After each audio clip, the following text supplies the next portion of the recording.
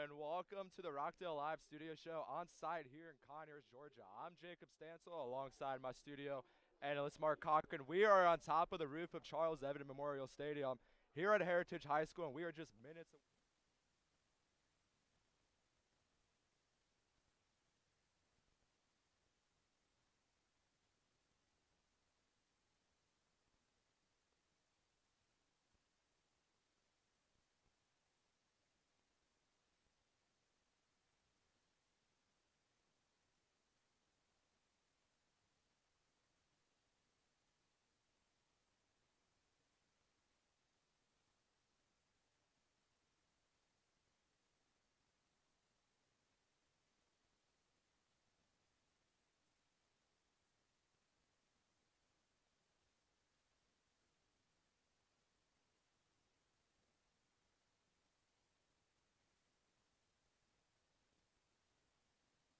When you have a set rhythm and you have practice lined out through the week, and when you can't do that same thing, it can mess you up, and it might make you feel a little bit more concerned and not as prepared going into Friday's game. The real key is to stay focused on the game throughout the week, and I know that these coaches have been preaching that and trying to instill that in their players throughout this week leading up to it.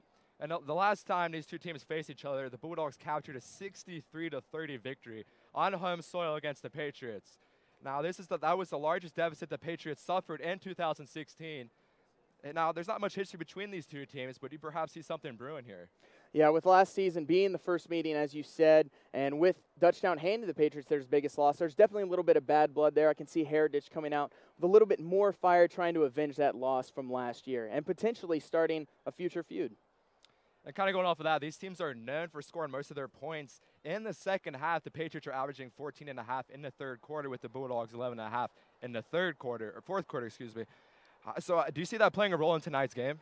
Yeah, being able to finish strong is always a key element to every game, but also being able to start strong is also as important. And last week, we actually saw Heritage start off strong. They went up to a 30-point lead in the first half before that lead eventually dwindled in the second half down to 1 due to mistakes and them not quite playing as well in the second half. So it will be interesting to see which of these two teams is able to put both of those together and be able to start strong and finish strong.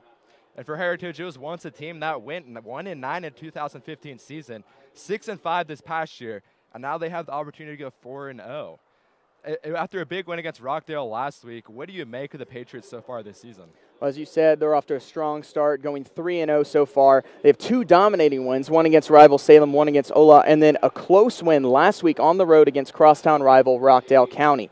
They seem to be a much more improved team from the 6-5 team that we saw last year, and they're looking to continue those winning ways tonight against Dutchtown. On the other side of the field, Dutchtown fared a more average record last season, going 5-5. And crazy enough, the Bulldogs never had more than 2 wins or 2 losses in a row. But in this current season, they won 2 big games to start it off, and they lost a close one last week against Stockbridge. Do you see Dutchtown avoiding that double loss here? Well, Dutchtown is full of playmakers, and they have the ability to wear teams down late in the game. So I do see them being more successful than they were last year. For tonight, what they really need to do is let their athletes do their jobs, and they have to find a way to shut down this high-power Heritage passing attack with their good secondary that they have. So we had the chance to catch a glimpse of Heritage last week and saw what they could do offensively in terms of high scoring. But who continues to be the standout players for you? Well, the standout player for this Patriots offense has to be Jordan Mega Young. The wide receiver has been dominant so far with 8 touchdowns. He also leads the state with 476 receiving yards, and he has been the go-to wideout for this Heritage offense. His ability to go after the ball with his size is impressive to watch, and I'm interested to see how this Dutchtown secondary, this good Dutchtown secondary, is able to fare against him. Another player is senior quarterback Caleb Pruitt. He's been throwing the ball very well. He's in the top 5 in the state with 992 passing yards. He also has 12 touchdowns to only 1 interception. On the defensive side of the ball for Heritage, you want to watch Karat Prime Garland. The senior defensive end is a force and is dominating so far with 22 tackles and 4.5 sacks in the first 3 games. There is also a key injury for Heritage. Is running back Jacoby Wheeler will not be playing. He left last week's game against Rockdale with a high ankle sprain, and he is out for tonight's game. That will give starter Joseph Andrews more carries than he is used to, I guess, and that is a significant loss for this Heritage offense. The Patriots' last winning record before last season was in 2012 when it went 8-3, and it hasn't had a winning record since they brought head coach Corey Johnson on, who was hired in 2015. And what kind of different system does Corey Johnson bring to this team? Well, this is Corey Johnson's first head coaching job, and it is his second year with Heritage. He has single-handedly he has really helped turn this program around. They went 1-9 the year before he came on, and then in his first season last year went 6-5 and went to the playoffs where they lost in the first round.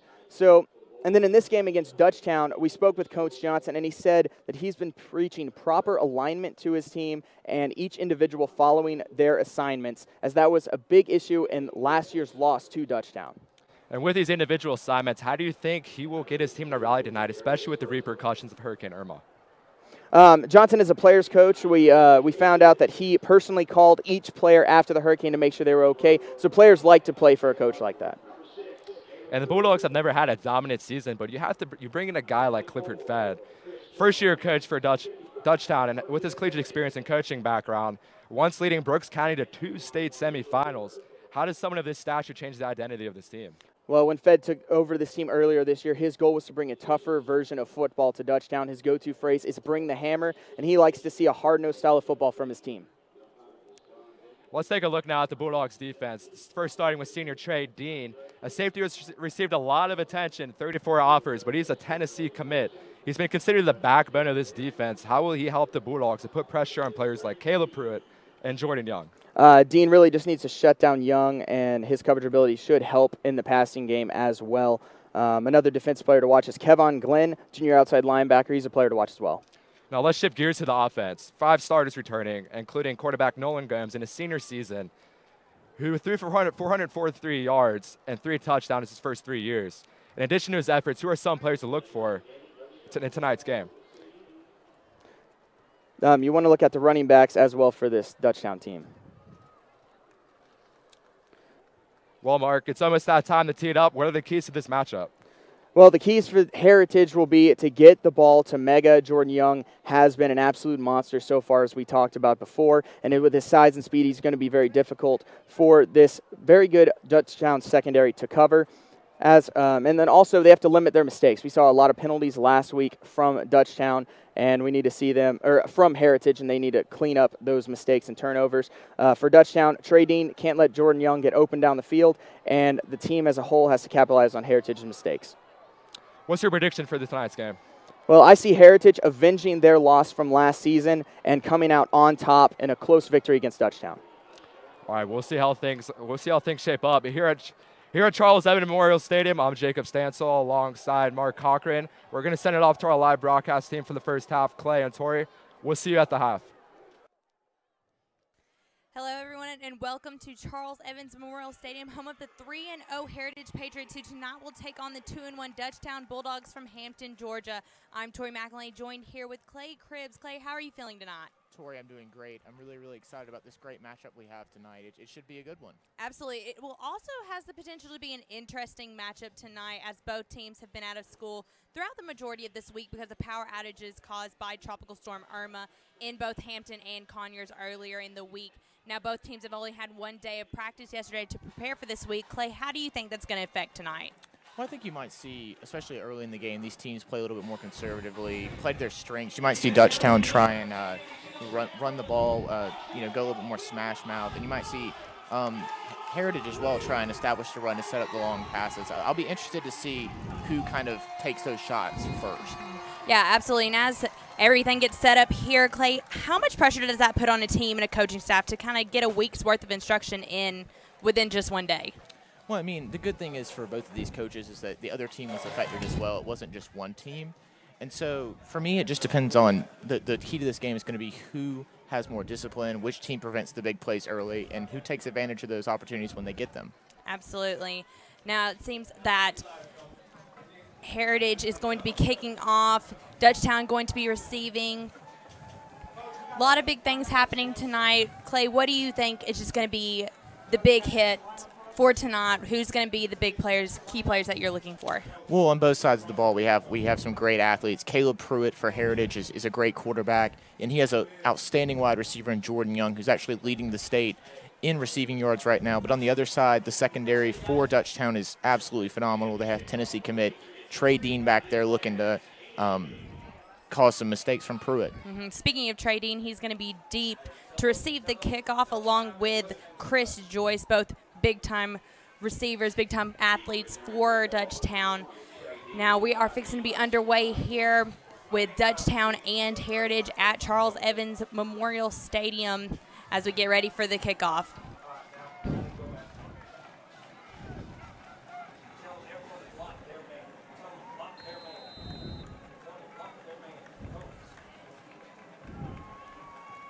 And the game is underway. A short kick, barely making it to the 30-yard line. It's going to be a pickup of about 6 yards on the carry, drop down at the 44-yard line as Dutchtown is going to take over. That was Amari Atkins on the tackle. Yeah, really, really interesting decision there to kick the ball away from Chris Joyce and Dean. Definitely not surprising, but it still gives Dutchtown great field positions. We'll be interested to see what they do here on their first possession. Absolutely, getting lined up here. First down on the 44-yard line for Dutchtown as they set up. Now, majority of the night, you're going to see them in a pistol. Very rarely will you see them under center. Handoff to number 6, Shannon McCoy, as he's going to be dropped at the 50-yard line. Yeah, McCoy is such a great back. Three great backs here for Dutchtown, but you see what he brings to the table here, really bringing that power. He fought for a couple extra yards after contact there, Tori. Yeah, 5 yards on the carry. Have 5 more to go. Second down on the 50-yard line for Dutchtown. Quarterback Nolan Gomes receives the snap. Handoff. He's going to keep it for a run up the middle. Pickup of about 10 yards down at the 41-yard line. Yeah, and that really shows you what Gomes brings to the table. I mean, when you have such explosive backs on all 3 of them, Gomes can really open up the run game as well with that read option. Really, really nice there. Absolutely. And now it's going to be first down at the 40-yard line for Dutchtown, moving right along here. Checks play call from the side, Nolan Gomes. Quarterback looking to the sides, has 2 running backs on his side, 3 receivers lined up. Handoff again to number 6, Shannon McCoy, for a pickup of 4 yards. It's going to be second down and 6 for the Bulldogs. Yeah, I'm wondering if maybe the preparation this week, the lack of practice, has got these guys a little bit fresher. McCoy's really, really got that power early in this football game, like I said, really doing a nice job. Nolan Gomes set to receive the snap. Quick pass to number 13, Cameron Jones. He's going to be brought down at around the 17-yard line, entering the red zone for the Dutchtown offense. Now you kind of begin to see what that run game does for Dutchtown. Gets those safeties and corners kind of creeping up a little bit, and then Dutchtown has some really dynamic receivers on the outside. A nice play there by Jones to get into the red zone. 3 receivers lined up on the far right side. Nolan Gomes set to receive the snap. Handoff again to number 6, Shannon McCoy. He's going to be stopped at around the 13 or 14-yard line for a pickup of about 3. Yeah, and I'll be interested to see when Dutchtown begins to incorporate a couple of these other backs, Jonathan Anders and Chris Joyce. Joyce more of a kind of change of pace guy, but it'll be interesting to see when they get into the ball game. 2nd and 7 for the offense, and there's going to be a flag on the play.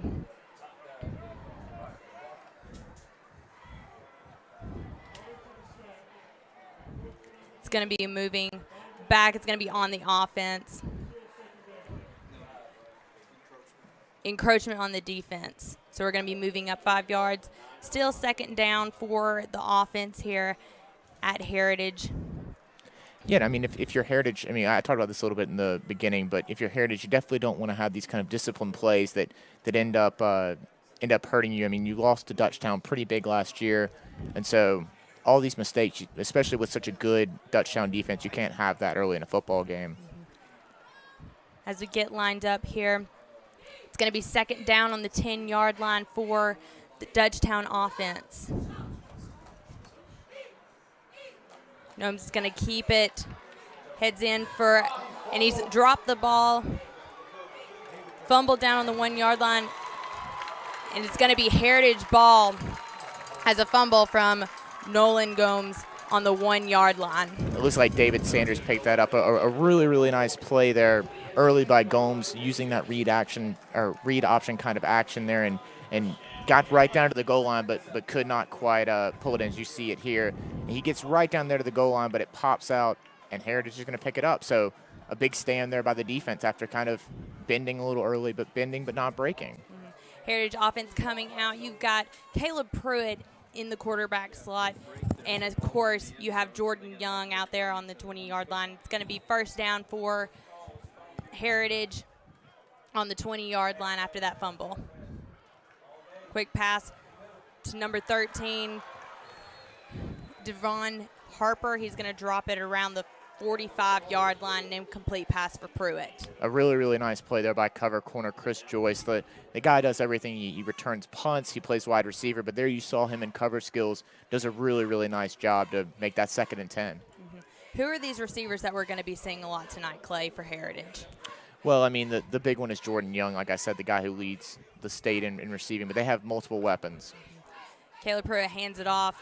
It's going to be still on his feet. It's going to be dropped at the 34-yard line. Kevon Glenn with the wrap-up on number 4. Joseph Andrews on the carry. It's going to be a pickup of about 15 yards on the carry. First down for Heritage on the 33-yard line. Quick pass intended for number 8, Jordan Young, the receiver that we were talking about earlier. Now, he's somebody who probably is going to see a lot of action tonight, Clay, right? Well, he is, and I actually kind of want to talk about the play just before that, Andrews' run. I mean, you really see what this offense does to you. They spread you out, and that allows them to go to multiple weapons on the outside. It gives you Young, it gives you Martin, but then they can work it inside once those guys get outside.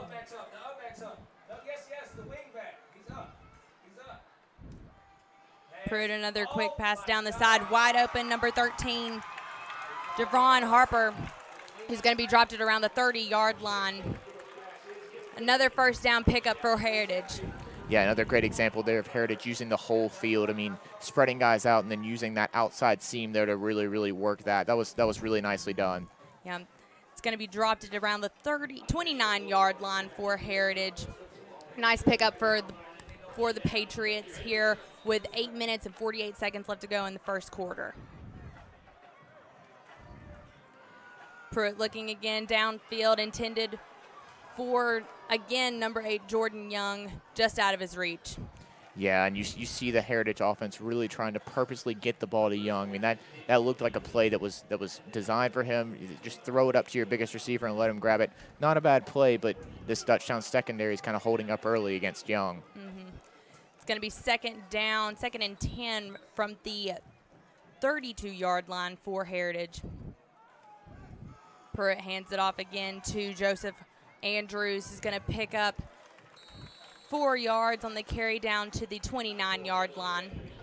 Yeah, and that's that second draw play on this drive. I mean, you know, I really like what the Heritage offense is doing there. Even though that ball wasn't completed to Young down there in the end zone, it still works those safeties and corners back a little bit to free up running area for Andrews.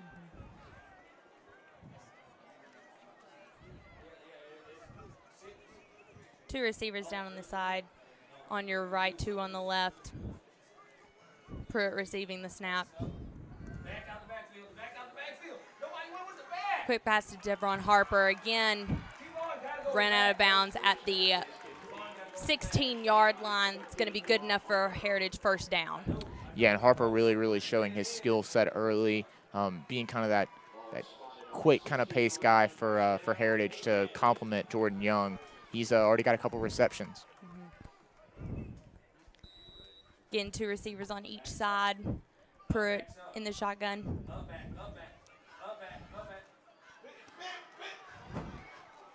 Ball is incomplete. Intended receiver again, Devon Harper. Yeah, very, very dangerous play. Number 12, Cameron Haley, almost came away with an interception there.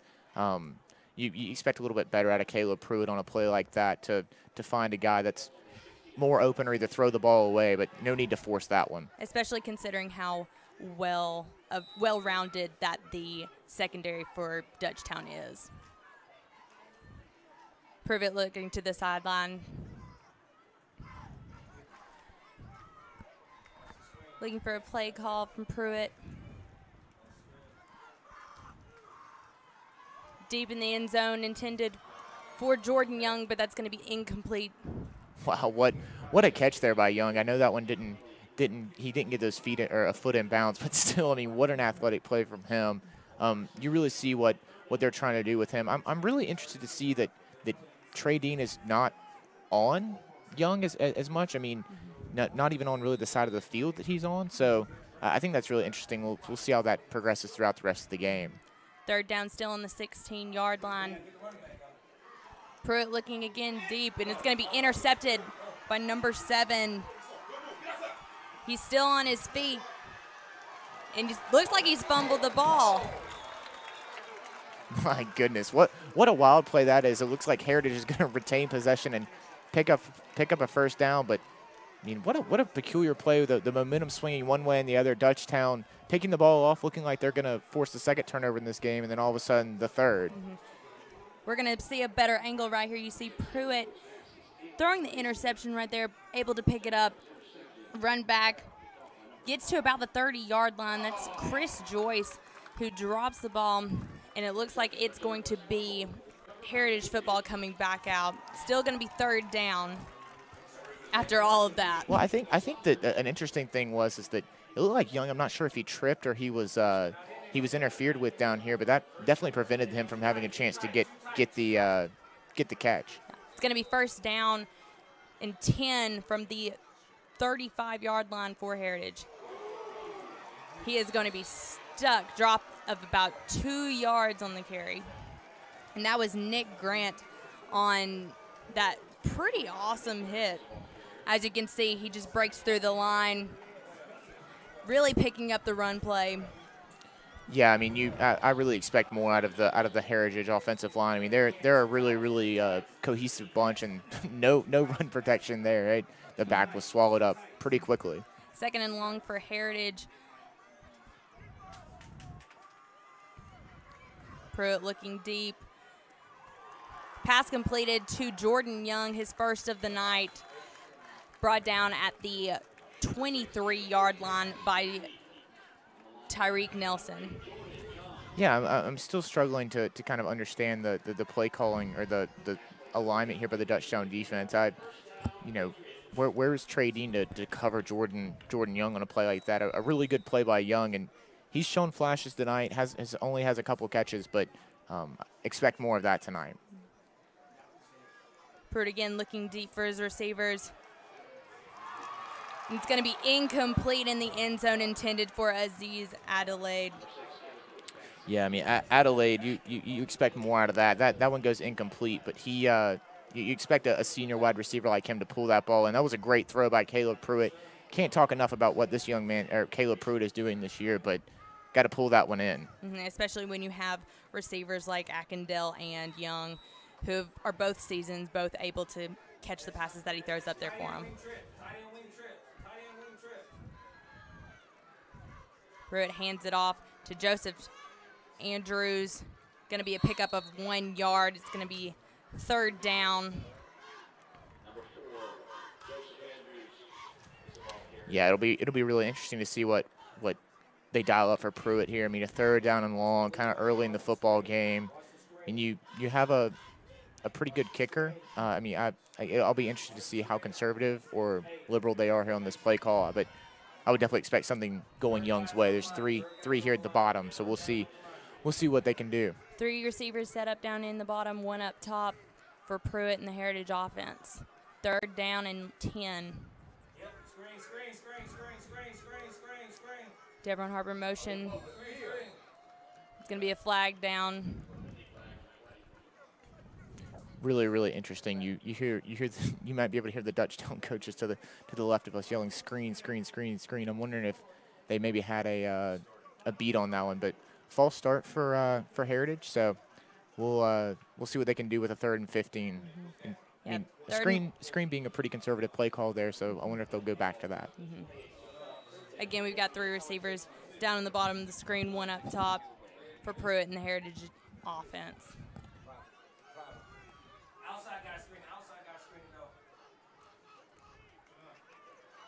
Pruitt's going to keep it and be dropped at the 35-yard line.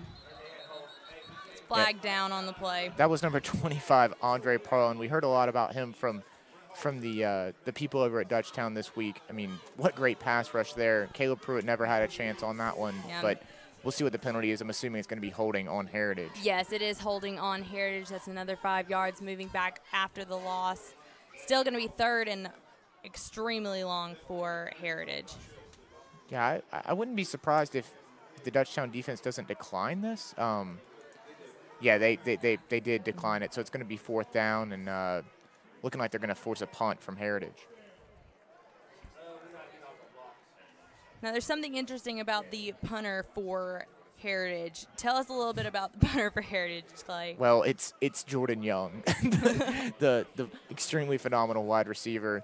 The man truly does it all. Punts, can do stuff in the return game, and let's see what kind of kick he has here to maybe down Dutchtown deep in their own territory. It's going to roll in the end zone for a touchback. Yeah, I mean, kind of impressed by Jordan Young's leg, though. I mean, got a little more on that one than he wanted to, but still pretty impressive that the young man can catch the ball like that, and as well as he's the best punter on the team.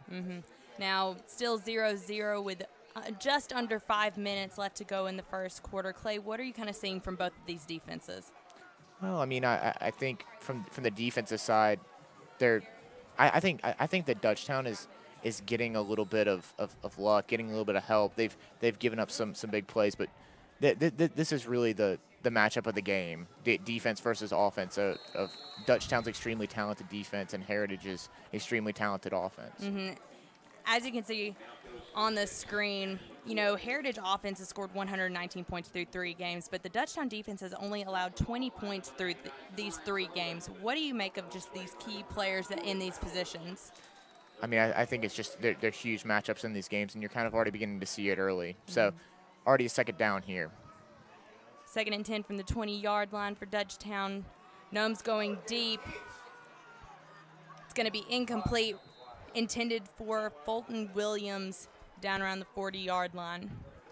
Yeah, Williams was kind of in a poor position there, and not the greatest throw in the world. Almost kind of had to play DB on that play a little bit. But the people over at Dutchtown, we had a chance to talk to their PA announcer this week, and he talked really highly of Fulton Williams, a guy that plays out of the slot, very, very speedy, very elusive. So let's keep an eye on him for the rest of this football game, a potential playmaker for Dutchtown. And it's going to be 3rd and 10 from the 20-yard line for Dutchtown. Yeah, we knew that Dutchtown was extremely talented on defense. I'm very intrigued to see how their offense kind of begins to get their sea legs in this game.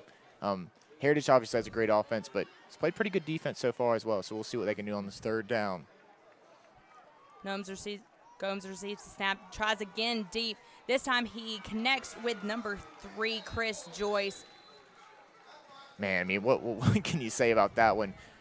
Definitely not the most advised pass in the whole world. Threw it up into what was probably triple coverage, and then a couple other guys came over, but Joyce still pulled that one in. You can see here on the screen a really, really nice, end up play here by Joyce, but lots of guys around the football, but he threaded the needle. So we got 1st down on the 48-yard line for Dutchtown. Handoff to number 6, Shannon McCoy. Pickup of about 4 or 5 yards for Dutchtown. Yeah, McCoy's honestly been the most consistent weapon for Dutchtown. I mean, that's kind of what we expected of this kind of triple-headed running back core, but he's the best back they have. He's played well so far. 2nd down for Dutchtown, as Gomes is going to keep it 1 yard short of the 1st down for Gomes. Gomes has really, really impressed me as a dual threat quarterback. I mean, both of these teams have had chances early in the game. both trying to kind of establish a rhythm and establish that balance. Gomes obviously dropping the fumble down on one side, and then some drop chances in the end zone for Heritage, but both teams are playing better on offense than I expected early. Third and manageable with 1 yard to go for Dutchtown. Handoff. No, Gomes is going to keep it. It's going to be good enough for a first down. Pick up it even more, and the ball's going to come out again for another fumble, and it looks like Heritage is going to recover that fumble. Yeah, it's Amari Atkins for Heritage coming up with the fumble, and man, Gomes is so threatening out of the run, but as you can see here, he fakes the run inside and then decides to take off with it. Is doing a really nice job on these plays, but has been struggling with ball security. That's his second fumble lost of the night. So, he's such a weapon, but as a senior quarterback and a senior leader, you got to hold on to the football better than that.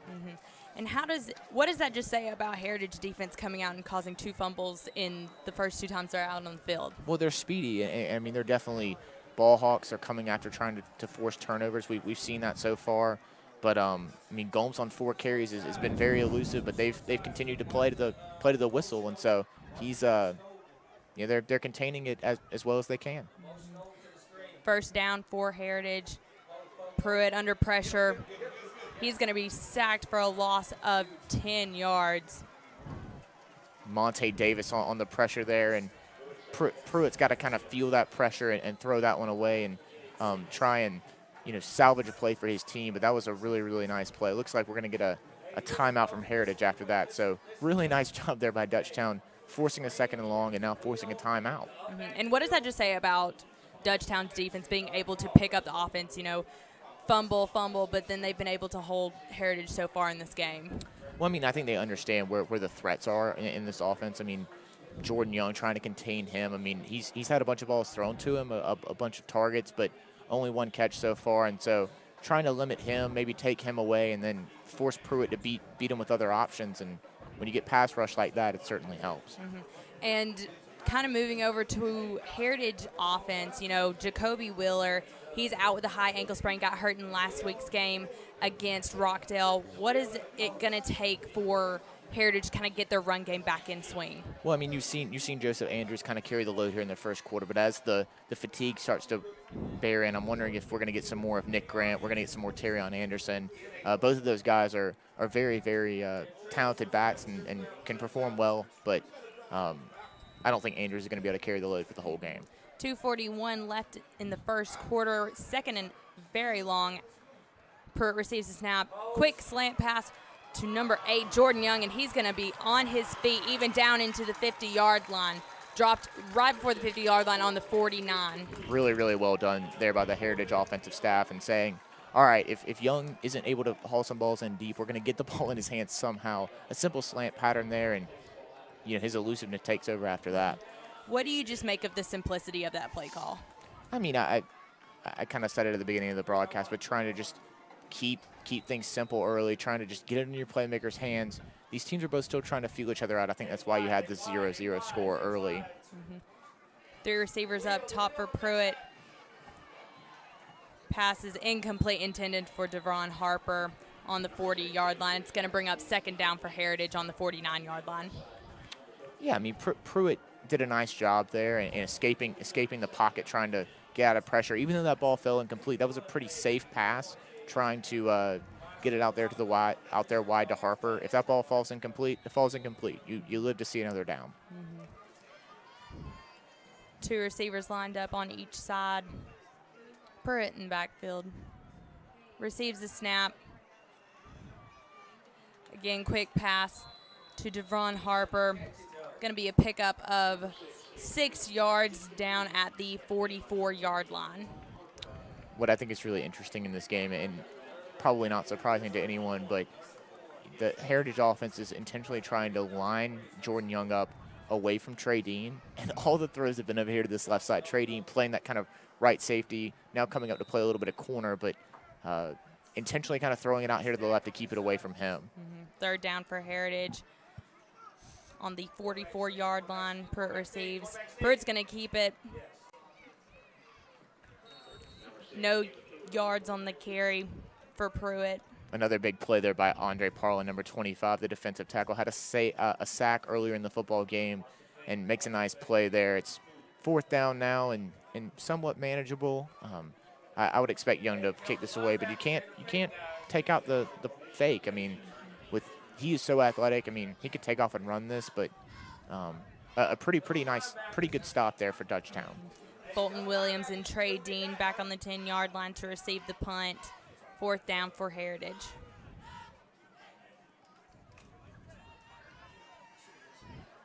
Trey Dean's going to call a fair catch. It's going to be Dutchtown's ball when we get back out. Now, Trey, going back to Dutchtown's offense, what do you think kind of needs to happen now? I mean, you have 2 fumbles in a row. What kind of needs to happen to kind of get things back under control for your offense if you're Dutchtown?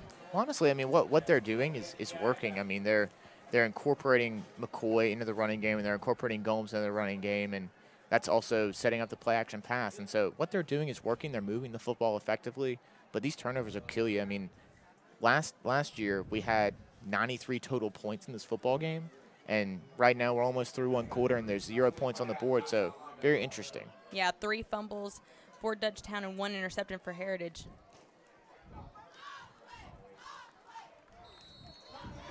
It's going to be Shane McCoy on the carry. 2nd down. Pickup of about 2 yards on the run.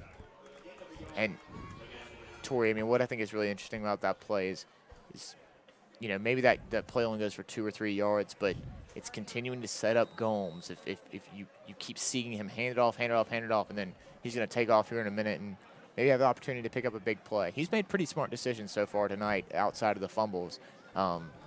But I also wouldn't be surprised to see him throw one out here and go play action. Maybe not this deep in his own territory, but maybe after this timeout, it looks like Dutchtown's going to take their first timeout. Yeah, Dutchtown does take the first timeout. So Dutchtown is under new management, new head coach. What do you – I know y'all talked to a few people over at Dutchtown earlier in the week. What is the kind of new culture that he is bringing for we'll talk about that more one. But what does he just bring to this Dutchtown team? Well, I mean, I think he's bringing a new culture. I mean, Brooks, when he came over from Brooks County, a very efficient offense. He was the offensive coordinator there.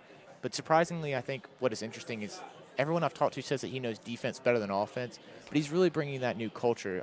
Talked about how Dutchtown has a new turf field this year. They're putting out hype videos. They're in the weight room more. They're doing all these very, very important things. His motto this year is bring the hammer. They actually had a sledgehammer out near midfield before the game, just trying to add a little bit of intimidation factor. I really like what he's doing. Mm-hmm. And what do you think, now we're having everybody come back out, 2nd down for Dutchtown, 2nd about 9 from their own 12-yard line. I would expect Dutchtown to be pretty conservative here. No big throws here. I would expect this to go either to Gomes or to McCoy. Gomes under pressure, rolls out, incomplete. There's a flag down back in the 10-yard line.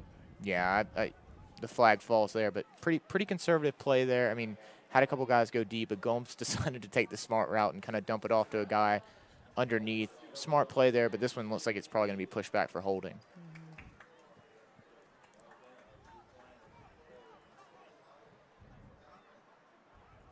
Yep, and going to be pushed back is going to be holding on the offense, and the penalty is going to be declined. Yeah, really valuing the down there over the distance, and so we're going to see an opportunity for Heritage to try and flip the field here. Mm-hmm. 3 Dutchtown receivers lined up on the near side for Gomes in the shotgun.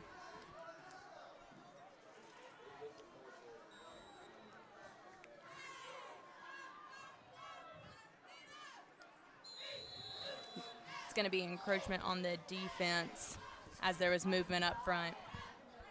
Yeah, and if this does end up being encroachment, I think that's a really, really nice play by Gomes to turn this from a 3rd and 9 to a 3rd and manageable. Now all of a sudden, with 3rd and 4, you have the opportunity. You can throw the ball. You can run it with Gomes. You can run it with McCoy. Just opens up a couple more options to try and get this first down instead of being in an obvious passing situation. Now moves up to the 18-yard line, 3rd and 4 for Dutchtown. Still 3 receivers lined up on the near side. Pass is complete, good enough for a first down. Pass is complete to number 22, Trevon Jones. So you saw that there were 3 receivers on this side, but then they go opposite side. What do you make of that play call? Yeah, I mean, a smart play there by Gomes, try and lure some guys over here to the right side and then throws to the side where there's less bodies. Makes good sense and ended up working out for him. First down. Gomes looking deep. And it's going to be almost intercepted by number 5, Isaiah Martin. Yeah, I mean, this has just been, turnover-wise, a peculiar game so far. I mean, getting Gomes, I mean, I'm just going to kind of pick on Gomes here. Already has 2 fumbles in this football game, almost throws an interception there. He had his back out there in the flat, which would have been a nice pickup on first down for 5 or 6 yards, but tried to force that one. Martin just couldn't quite come in with the interception. Still 2nd down for Dutchtown. 3 receivers lined up on the near side. Gomes looks again to the opposite side, complete to number 1, Trey Dean, and he's still on his feet as he breaks a few tackles down to the 45-yard line. Yeah, but I mean, finally getting the ball in the hands of Trey Dean, playing both sides of the ball, and he's so explosive. I mean, you see why he's a 4-star committed to Tennessee, and trying to get everybody in on the action here, Tori, trying to move it as much as they can. And I know Trey Dean, big defensive guy, but how does he kind of incorporate into this offense for Dutchtown? Well, I mean, he's going to play a lot of wide receiver, kind of do those kind of plays that you just saw like that. Maybe not run routes deep down the field, but catch the ball in space, try and move it around. So you see his explosiveness. I don't think you've really gotten to see him on defense as much because Heritage is intentionally throwing the ball away from him, shifting their entire game plan around, and actually picking on an athlete that is absolutely incredible in Chris Joyce. So kind of going after the lesser of 2 poisons, if you will. Yeah, absolutely. And that'll bring up the end of the first quarter as score is still 0-0 here at Charles Evans Memorial Stadium with Heritage and Dutchtown. Now, Clay, I know that Dutchtown very rarely goes under center, mainly runs out of the pistol on offense. We've seen it a couple times tonight. Why is that a key to their success on offense? Well, I mean, I think it definitely allows their running backs to get on the action a little bit more. I mean, definitely a little bit easier to run out of the pistol, and they can get McCoy and Joyce into the action. Yeah, and we're going to throw it down to Lane Saliba, who is our sideline reporter tonight. Senior quarterback Caleb Cook really been in and out for Heritage tonight. 5 for 13, 180 though. He's been in the end zone just a couple times. One was out of bounds, and one was dropped. So he's really been trying to throw the ball long. And even on the sideline, urge them to keep it.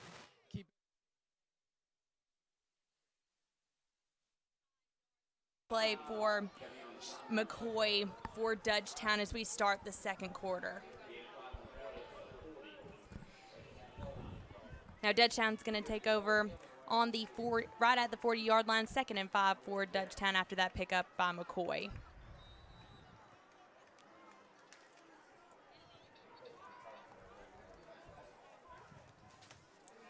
Gomes is going to keep it. He's going to stay on his feet down to the 30-yard line. It's going to be good enough for a first down for Gomes. A really, really smart play there by Gomes after a couple of fumbles. Decides to maybe get a little bit more conservative, try and get down on the ground a little bit earlier, and still picks up the first down. A really, really nice play there. Moving right along for Dutchtown is first down on the 30-yard line. 2 receivers on each side. Gomes back to receive the snap.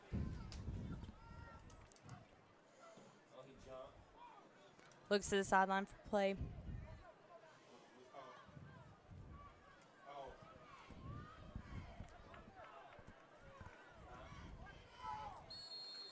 Gomes receives the snap. It's going to be a timeout, I believe. Oh, nope. delay of game on the offense. Still going to be first down, but moving back 5 yards to the 35-yard line. Tori, something that I'm finding really interesting in this football game is I feel like Dutchtown has been on the field a long time on offense, trying to really work the running game. And considering Heritage goes so fast on offense, I'm wondering if that's going to affect them later in the game, wearing down.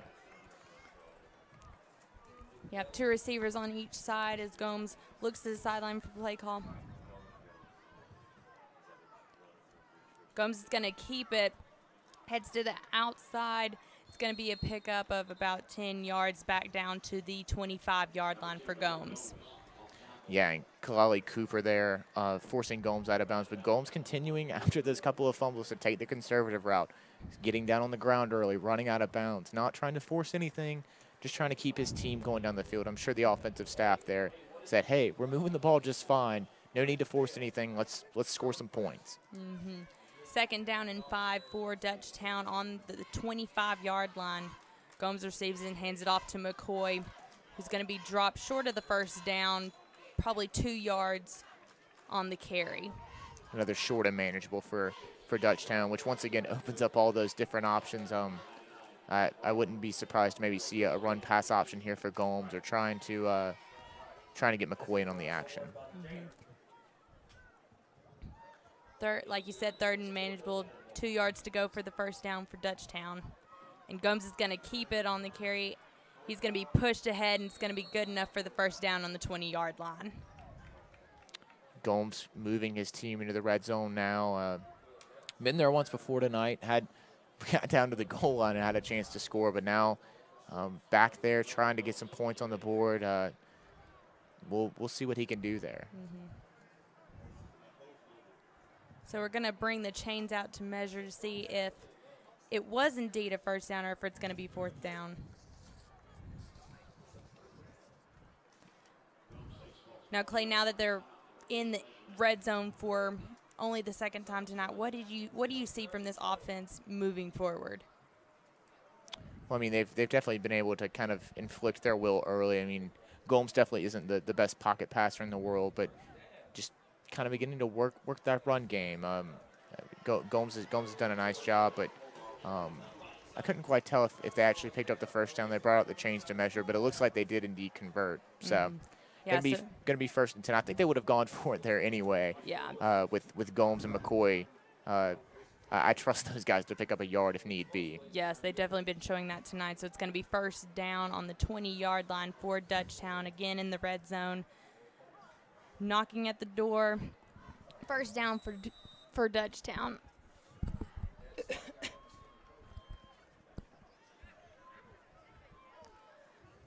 Gomes steps back in the pocket, has wide open. It's going to be good enough for a first down. He's brought down at the 9-yard line, and that was Chris Joyce on that reception.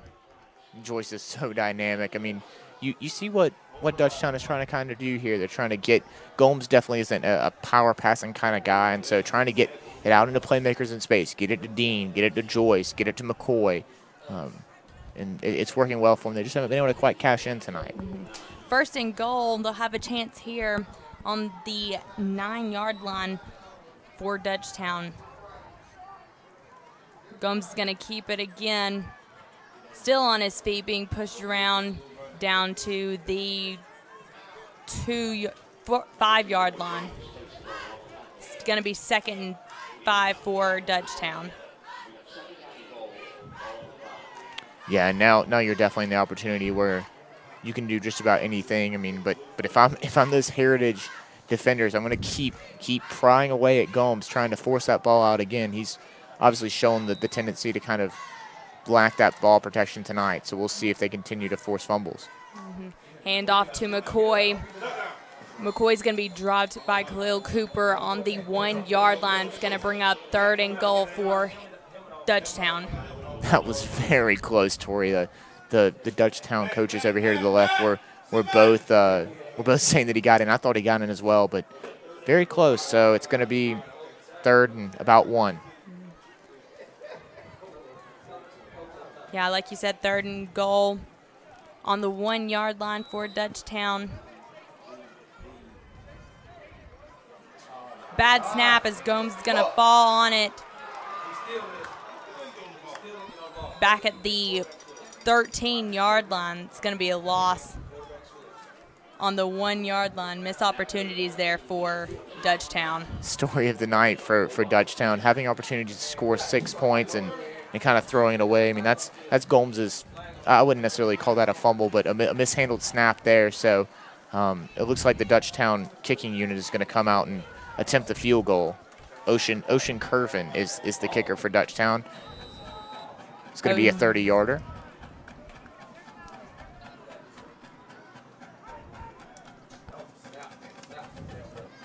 Kick is up, and it's going to be far off to the side, and it's going to be a no good as we are still 0-0 with 8 minutes and 27 seconds left before going into halftime.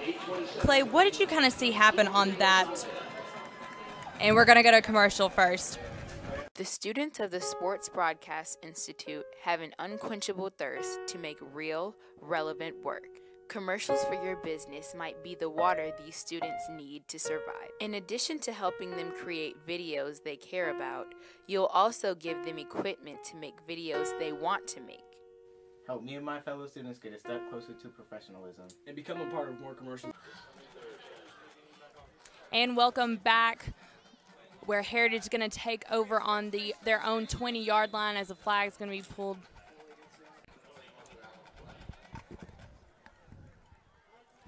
Waiting on the call. And yes, it's going to be on the offense. Backing up 5 yards to the 15-yard line. It's going to be 1st and 15 for Heritage. 3 receivers lined up on the near side, 1 on the far side. Motion by Harper. Pruitt receives a snap down over to Harper, and he's going to get stuck for a loss of 4 yards. Now is Chris Joyce on the tackle.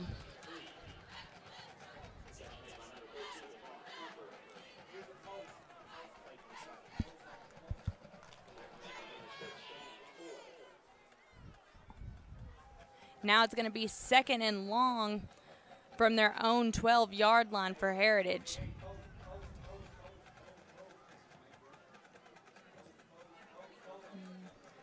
Pruitt looking deep, has a receiver. Pick up to the 18-yard line for Pruitt in the Heritage offense. Now it's going to bring up 3rd and 11 for Heritage.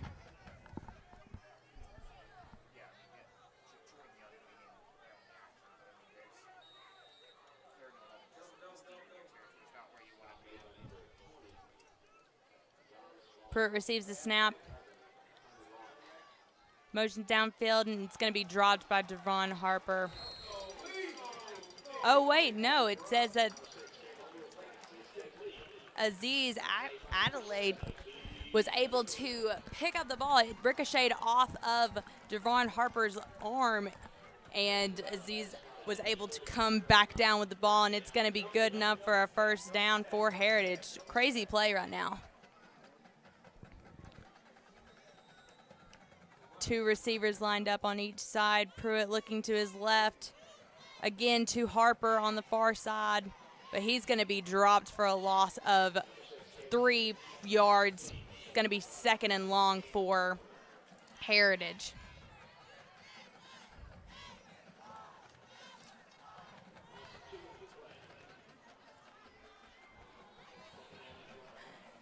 Second and long for Heritage on their own 33-yard line. Pruitt looking to the side. Going to receive the snap. 2 receivers on each side for Heritage. Pruitt's going to hand the ball off. And it's going to be dropped back at the 26-yard line. That was Cameron Haley on the tackle for the loss. It's going to bring up 3rd and long for Heritage, as can't really get anything going right now on the offensive side, especially in this series after a big pickup from their defense. But again, it's going to be 3rd and long for Heritage.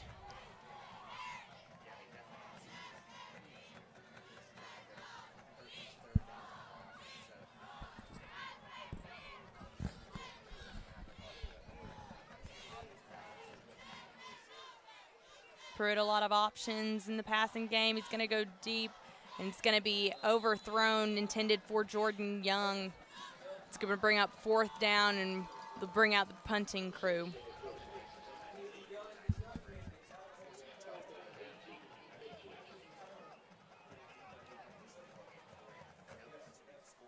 Yeah, 5 minutes and 37 seconds left before we go into halftime, and neither offense really being able to do much of anything. You know, we saw Dutchtown being able to get down to the red zone, but after that, some mistakes and some miscues allowed for Heritage to take back over. Young with the punt, and that's going to Trey Dean on the 35-yard line, calls for a fair catch. It's going to be Dutchtown's ball coming back out.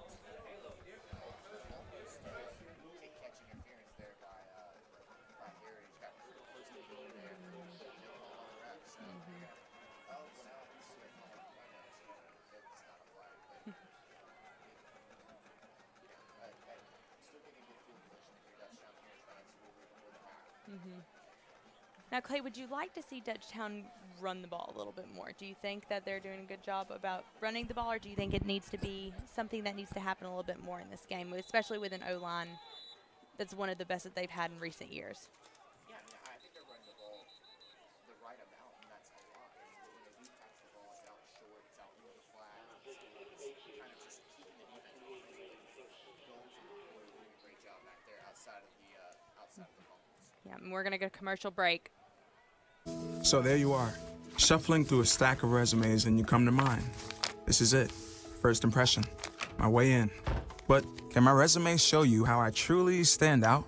Like that I was studying, going to night school while working 2 jobs just to help my parents pay for groceries. Or being the first one to always step up. No, that's something you just can't put on paper. Look beyond the resume and discover new ways to develop great talent that is dedicated, hardworking, and determined like me. All right, and we are back with 5 minutes and 28 seconds left before halftime now, Clay. Dutchtown is going to come out on offense right here. What do you think needs to happen to get some points on the board tonight?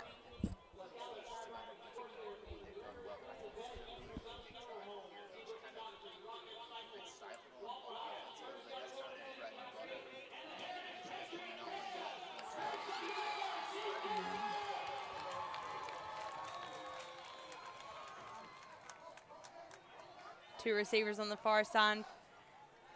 Hand off. No, Gomes is going to keep it, and he's going to be dropped back on the 35-yard line, but there is a flag down.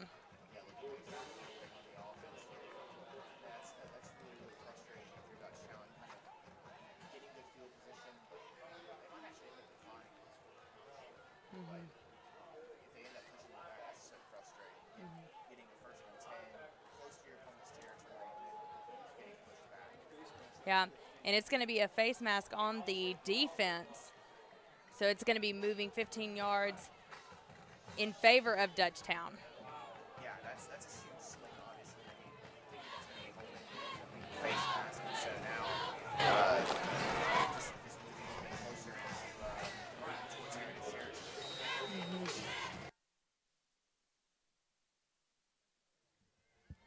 here. Dutchtown. Quick pass out, and it's going to be incomplete, intended for number 13, Cameron Jones on the far side. Yeah, I mean, I think if you're Dutchtown here, you have to begin to try and continue to get the ball into the hands of your playmakers, setting up more of that run game. Gomes has honestly been your most dynamic threat on the ground tonight so far, him and McCoy. And so if you're Heritage, kind of limiting the underneath and then limiting those long runs is what you have to do here, especially before the half. Second down on the 42-yard line. Gomes looking for a receiver. It's going to be incomplete, intended for number 1, Trey Dean. And there's going to be a flag down on the Heritage sideline. Yeah, definitely. It's going to be a sideline warning on the Heritage side. But honestly, I mean, if you're Heritage here, 3rd down, have a chance to get the ball back. If they can make a stop here with the offense they have, with 5 minutes to go, definitely have a chance to put some points on the board. And as difficult as it's been for Heritage to stop Dutchtown outside of these turnovers. If you go up 3-0 or 7-0 into halftime, I think that's a win if you're Heritage. Yeah, 5 minutes and 7 seconds remaining till halftime. It's going to be 3rd down for Dutchtown here. They're on their own 41-yard line. 3 receivers lined up on the far side, 1 on the near side for Gomes in the offense. Gomes receives the snap. Looking deep. The ball is up, and it is incomplete, intended for number 13, Cameron Jones. Had 2 men on him. What did you think of that decision to go that deep? Well, Gomes had his slot back, number 16, Chris Scott, wide open in the flat. I mean, no one within 20 yards of him. But he decides to throw it deep here into double coverage. I just don't see that as the wise move. I mean, when you have Scott, a playmaker like that in space, you got to get him the ball. It looks like Gomes just missed him. There's no way he wouldn't have thrown it to him if he didn't see him. Yeah, it's going to bring up 4th down for Dutchtown as they're going to punt the ball away with under 5 minutes left to go before halftime. Harper back to receive the punt for Heritage.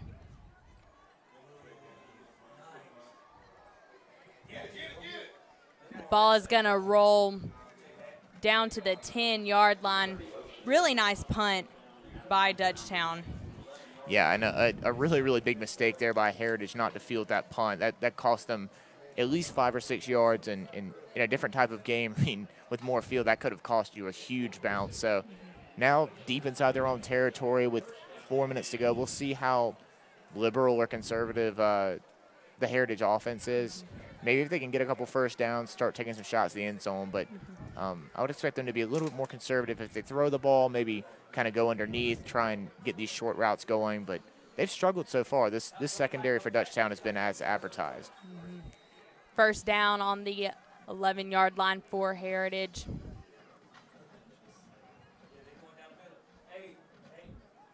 Pruitt looking at his O-line. Pruitt handing it off, and he's going to be hit at the 12-yard line, maybe a pickup of 1 by Monty Davis. Pretty big hit by Davis.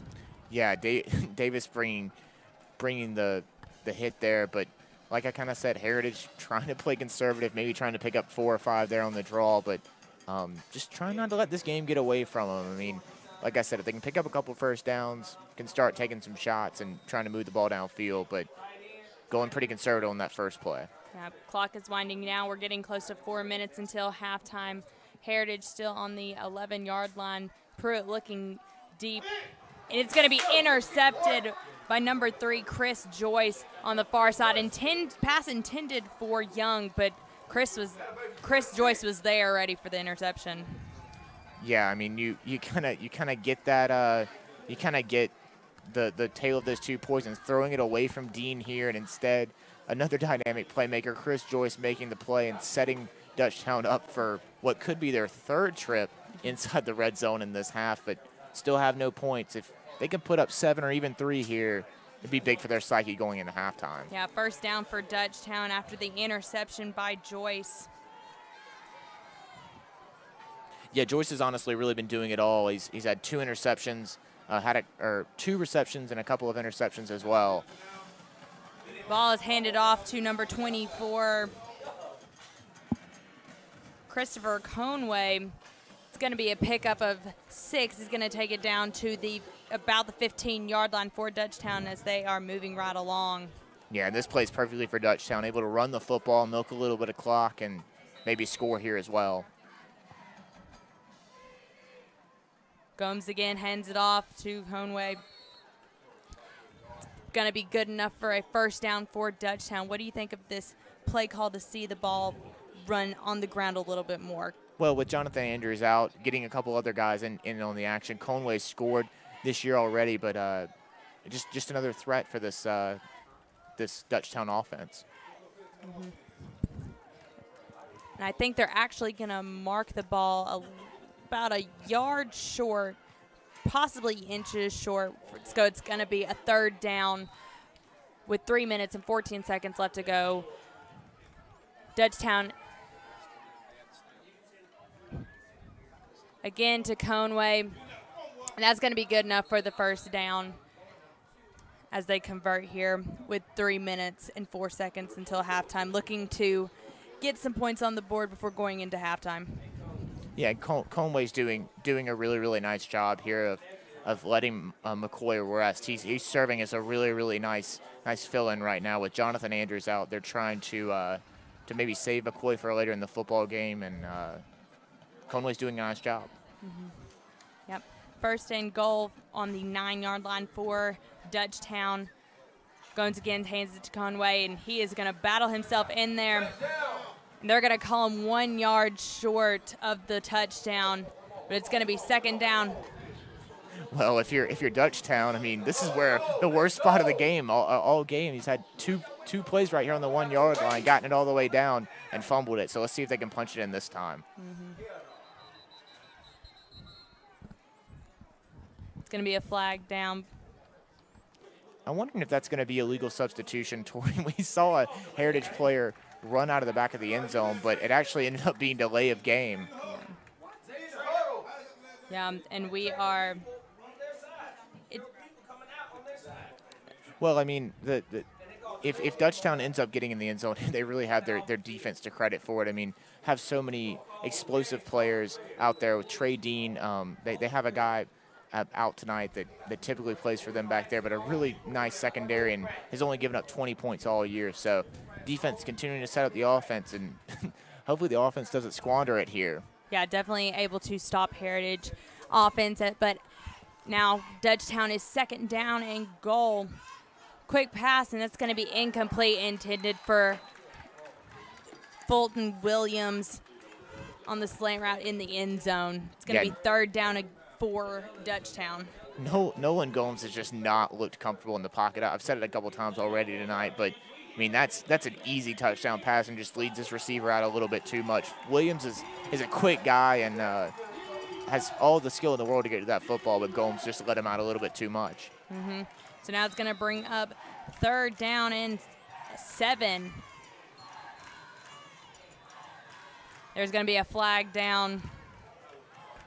Again, more mistakes being made as we wait for the call.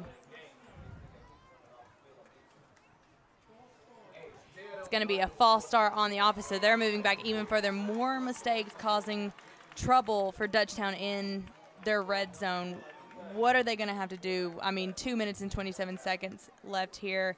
Still third down, significant yardage to go. What would you do in this situation? Well, I mean, they're kind of in a tough spot considering Gomes is not the most prolific passer in the world, but Coach Fed, as much as he preaches discipline to his football team, definitely not going to be satisfied. I'd expect some harsh words for him going into halftime. Looks like Heritage is going to take their time out here. Yeah, we've got 2 minutes and 27 seconds left as Heritage takes the halftime, but we're going to go to a commercial. Right now, we'll be back in a few. I dare you. I dare you to change the world. Yeah, you. Getting that college education. I dare you to be somebody important. Like be a teacher or a reality TV star. I dare you to stand up here. To call the shots. To be a role model. An inspiration. An innovator. To be a teacher. Think you can change my life? Make me excited about science like you. Have a career that really means something? Then do it. I dare you. So with third down for Dutchtown, you know, the Heritage home crowd is really picking up their defense with 2 minutes and 27 seconds left. They don't want this Dutchtown team getting in the end zone. Well, I mean, I think they've seen how scrappy their defense is in. Definitely the penultimate of, like, bend but don't break here. I mean, now Dutchtown has been down to the 1 yard line 3 different times. If, you know, Heritage is holding them here, but, I mean, if Dutchtown doesn't score here, you got to think that their coaching staff is just pulling their hair out down there. Mm-hmm. Yeah, especially with the amount of mistakes that have happened in the red zone. Not even in the red zone. We saw a couple fumbles earlier, but, you know, in the red zone the past 2 drives. And Ocean Kervin being 0 for 1 in field goals, I mean, it's just something that keeps happening. But third down for Dutchtown. Handoff again to Conway. Stays on his feet. Gets inside the 10-yard line. Finally brought down at the 4-yard line for Dutchtown. Nice run by Conway. Yeah, and that kind of conservative play call there makes me think they're going to go for it here, Tori. I mean, with the kicking situation they've had, which it actually looks like they're going to bring Curran on to kick the field goal, but that's kind of surprising to me. As many chances as they've had to get in the end zone, I'd imagine they would want 7 on the board here, but they're going to trust Curran from the right hash mark. Now we've just entered under the 2-minute mark before halftime as Ocean Curran comes out for the 3 points.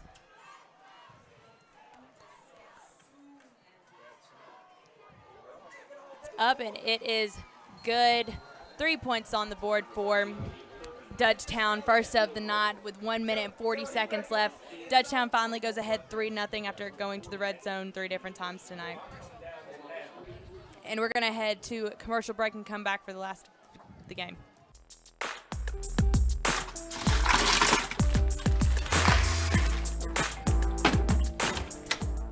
Thank you.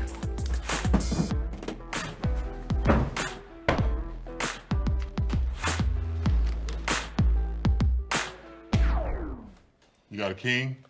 Go fish! It only takes a moment to make a moment. Take time to be a dad today. We're back here, 1 minute and 40 seconds as Heritage is going to take over. You know, Dutchtown is up 3-0. Their last series and plays, 7 plays, held the ball for 3 minutes and 6 seconds, ended up with a 22-yard field goal for 3 points. 5 carries for Christopher Conway for 29 yards as Dutchtown goes ahead 3-0 right before halftime. Yeah, and I mean, first off, big props to the holder on that play for Dutchtown. Getting that hold down was kind of a bad snap, but ended up working out, getting the 3 points for Ocean Curran. The kick is away. He received around the 10-yard line, still on his feet. Brought down at around the 39-yard line. That was Terrion Anderson picking up a big gain for Heritage with 1:29 left before halftime.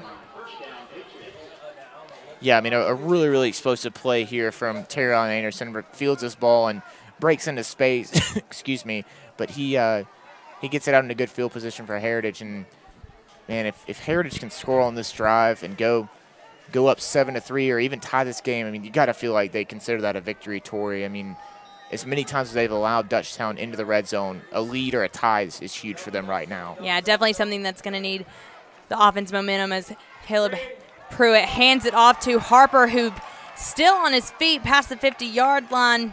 It's going to be a pickup and down to the 46-yard line.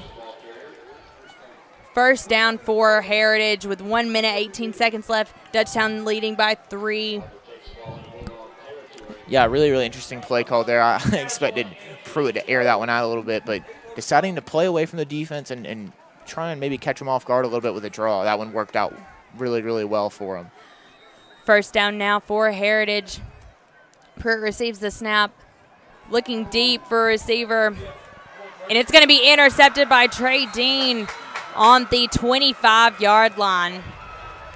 Oh, a really nice play there by Dean, but honestly, the biggest part of that play for Dutchtown was the pass rush, getting to Caleb Pruitt, forcing an early throw. It looked like they maybe even got a hand on it. Well, look at this here. You see the pass rush really, really begin to penetrate the offensive line, and he gets hit early there, and Dean, the Tennessee commit, snags it, brings it in.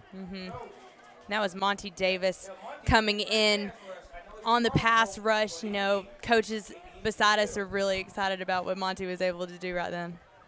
Yeah, and now Dutchtown with 1:08 to go, up 3-0, deep in their own territory. Once again, it'll be interesting to see what they decide to do with their play calling here. But with Gomes maybe not being the most prolific passer in the world, it wouldn't surprise me for them to kind of run the clock out and take a 3-0 lead into halftime. Yeah, and like you said, 1 minute, 8 seconds remaining until halftime.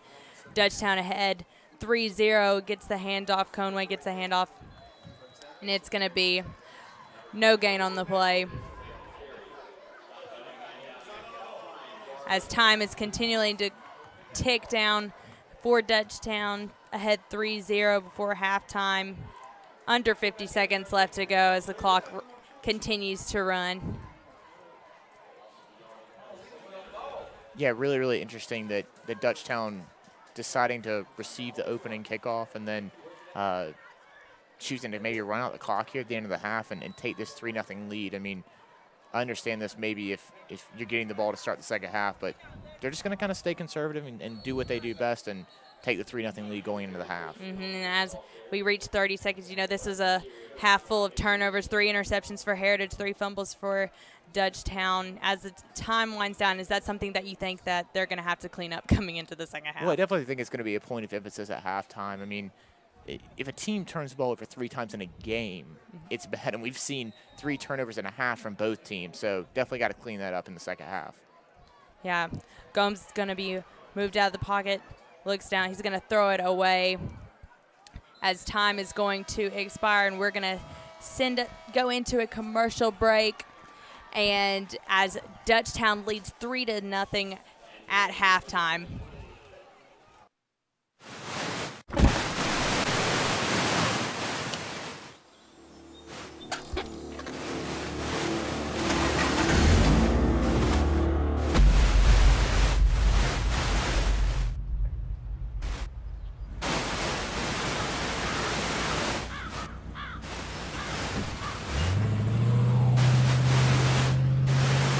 So there you are, shuffling through a stack of resumes and you come to mine.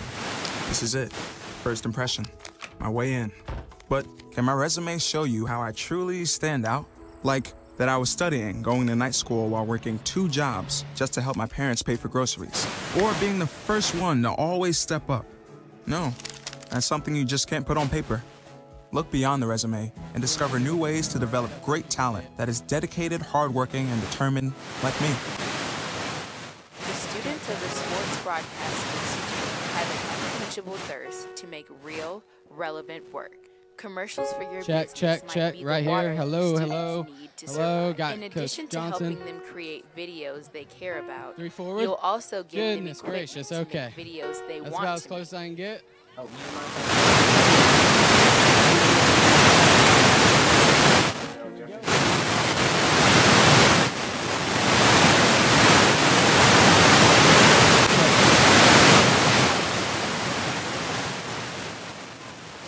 Hey guys, I'm here with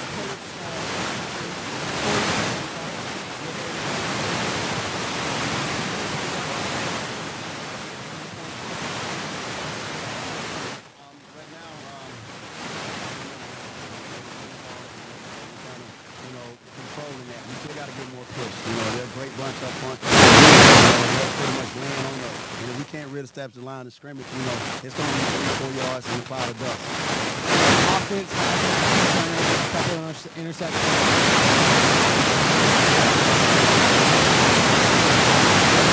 Calm down. We got to calm down. Right now we kind of pressing. You know, it's like it's a close game, and we feel like we got to make a play. You know what I'm saying? Every snap, and that's not going to happen. We got to sustain the drive and do what we normally do.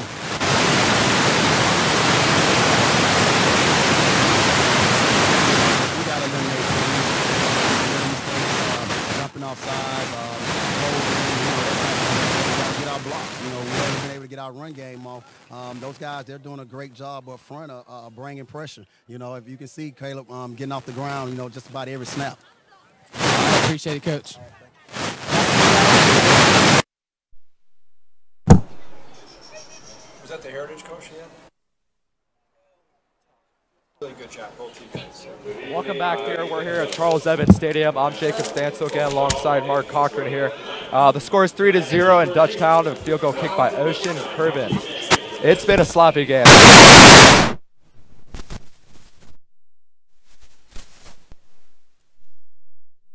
Yeah, the lack of practice clearly is in effect in this game. Obviously, by the score, it's only 3 points having been scored so far, and also there's been several turnovers, 6 total turnovers in this game already for both teams, and then we've also seen penalties, already 6 total penalties for both teams as well. Obviously, a big effect from the Hurricane and lack of practice. And one player for certain that hasn't been playing up to par when we saw him last week is quarterback for Heritage, Caleb Pruitt. How would you assess his performance? He's unfortunately not performing like we've seen. He's been missing targets. He's had a couple of people open. He overthrew Jordan Young in the end zone during one drive. He already has 3 interceptions in the first half and has been sacked 3 times as well. So this is also due, obviously, to the lack of practice and lack of communication with receivers, but also his offensive line has not been giving him the time that he needs. Dutchtown's defensive line has been breaking through and making him scramble and rush throws so far. Let's take it one step further to one of his wide receiver options, Jordan Young. Do you think he's been playing up to speed? Jordan Young is actually still having a good game despite the lack of offensive performance. He has 3 catches for 58 yards in the first half and also has a forced fumble on one of Caleb Pruitt's interceptions in the end zone. He was able to track down Chris Joyce and make the tackle, forcing the fumble, giving Heritage the ball back.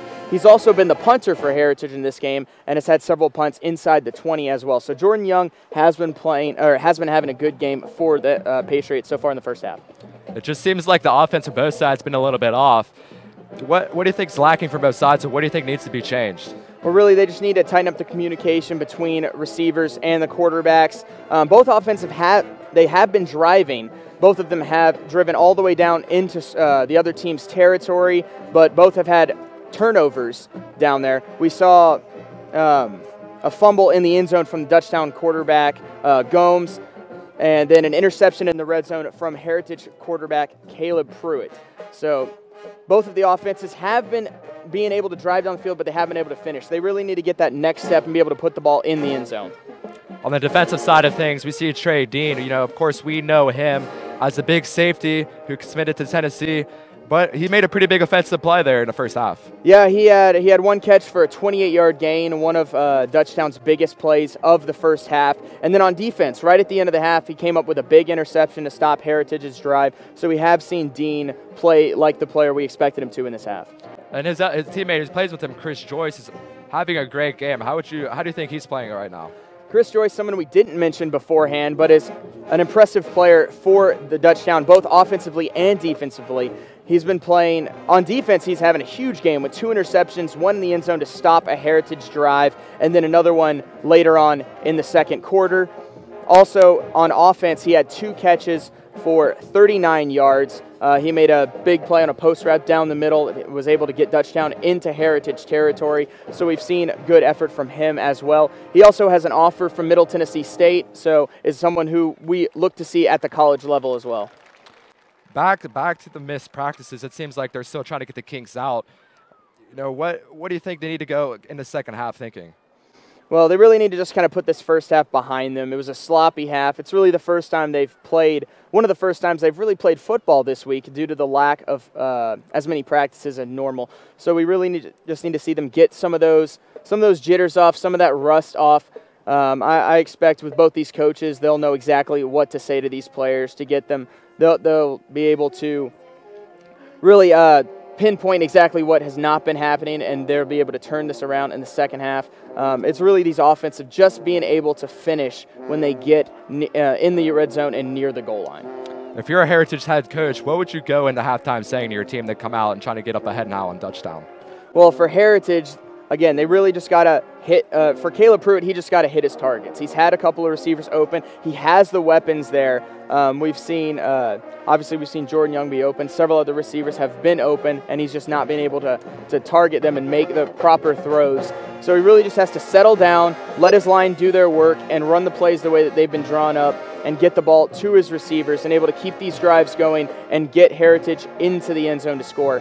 So that's what I expect Coach Johnson for Heritage will be telling his team here in the locker room. Is there anything more that you would like to see from Caleb Pruitt or maybe the Heritage offenses in general? Well, really, just kind of as I've been saying, they just really have had to continue to finish drives. We need to see that from Dutchtown, too. Dutchtown's offense has been performing as well. They came as close as we've seen so far. They've been into the red zone a couple of times. We're able to get 1 field goal out of it, but so far that is all they've been able to do. Gomes had the ball going into the end zone, but unfortunately fumbled for him, and they were unable to score on that drive as well. So really just both offenses have been stifled down at the end, but that's also a good indication for the defenses as they've been able to shut down these offenses deep in their own territory as well. How do you think this game will end?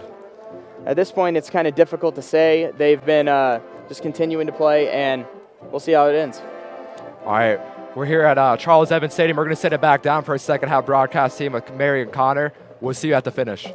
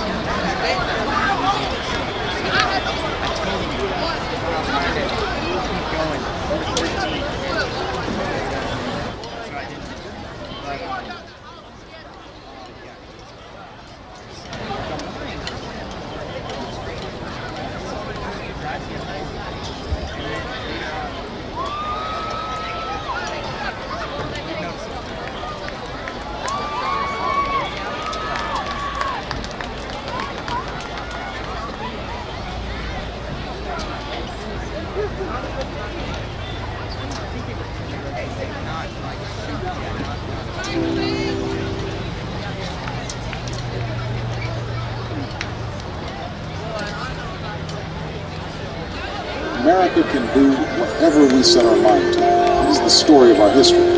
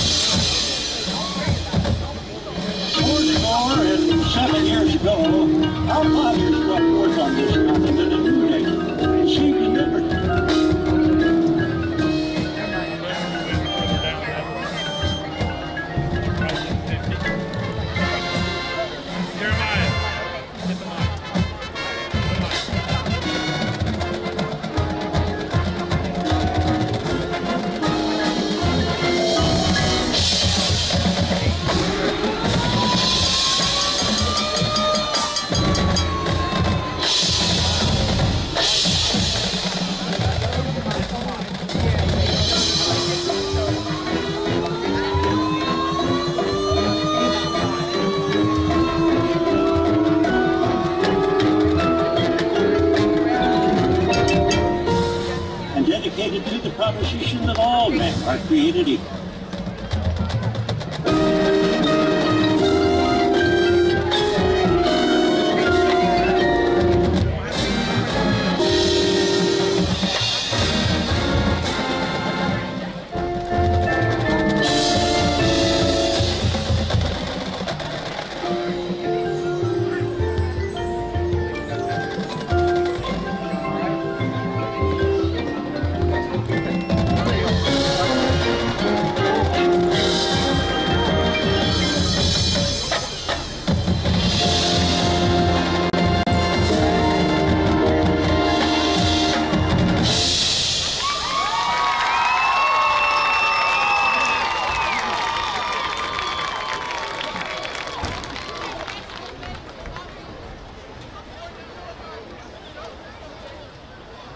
When brave men die, it is their deeds, not our words, that are remembered.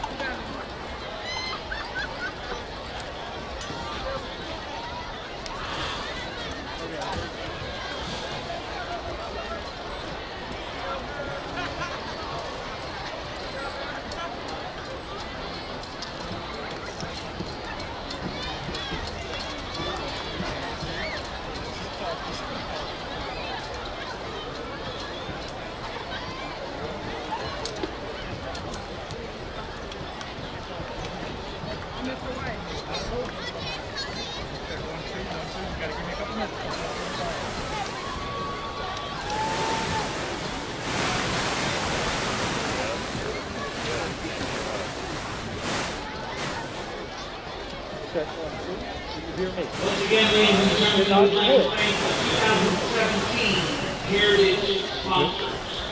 City Cafe, Courtesy Automotive, Waffle House, Rock City Cycling, Seabrook Photography, Gregory's League Event and Sons Funeral Home, the Scala Chiropractic, Clearfield, Lewis Car State Farm, Hightower, Greenlee Group, MLB Tours, Conyers Pharmacy, The family practice of Conyers.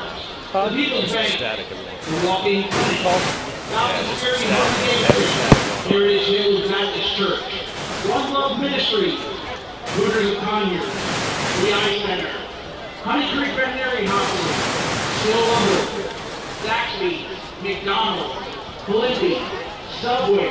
Jaco Contracting. R&J Benson and Grady. Thomas Pizza. Springfield Baptist Church. Body Tech Fitness. Elite Cabinetry. Photo Booth Madness. And Party Out the Box. I know there's a lot of sponsors, Patriot fans, but keep in mind these are the companies here in Conyers who are supporting the student athletes. Show them some love. They've lost a lot of business due to this week's hurricane and weather.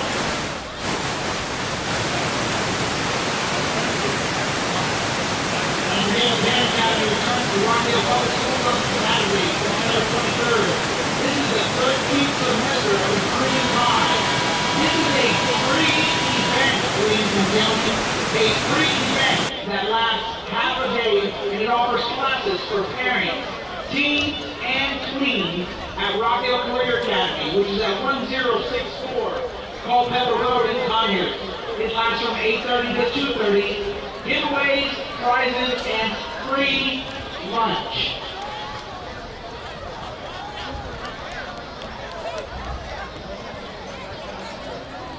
There's a 3-minute warm-up in between halftime, ladies and gentlemen. But don't forget, this is the High Five Game of the Week due to the voting that was won by Dutchtown and your Heritage Patriots.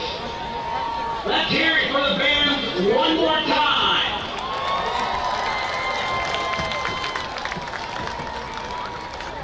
Those Lady Bulldogs have been making some noise on that other side of the field. And how about those parents from Dutchtown?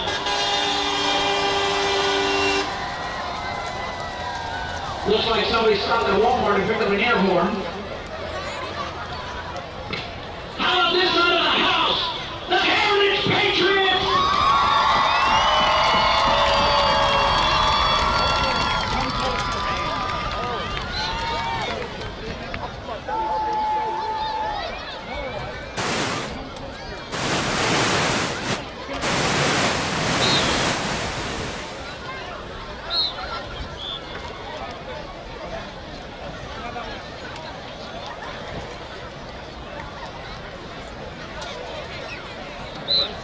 Don't forget to follow your Patriots on Twitter at HHS_ConyersFB.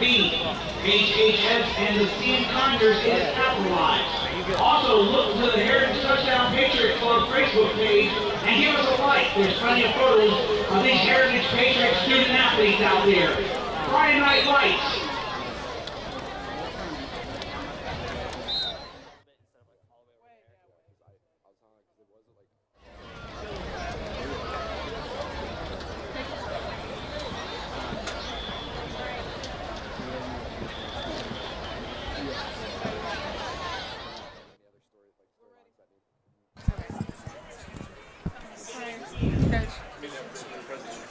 Welcome back to Evans Memorial Stadium. We're here at a thrilling 3-0 matchup here. Dutchtown's leading.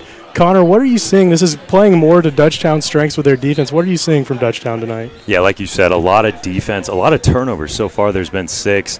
I think right now for Heritage, they're happy to go into the locker room after 3 Caleb Pruitt interceptions, just down 3-0. But for him, he needs to just settle down, go through his progressions. He's got a lot of talented receivers out there on the field, and he just needs to make the passes that he does every single week.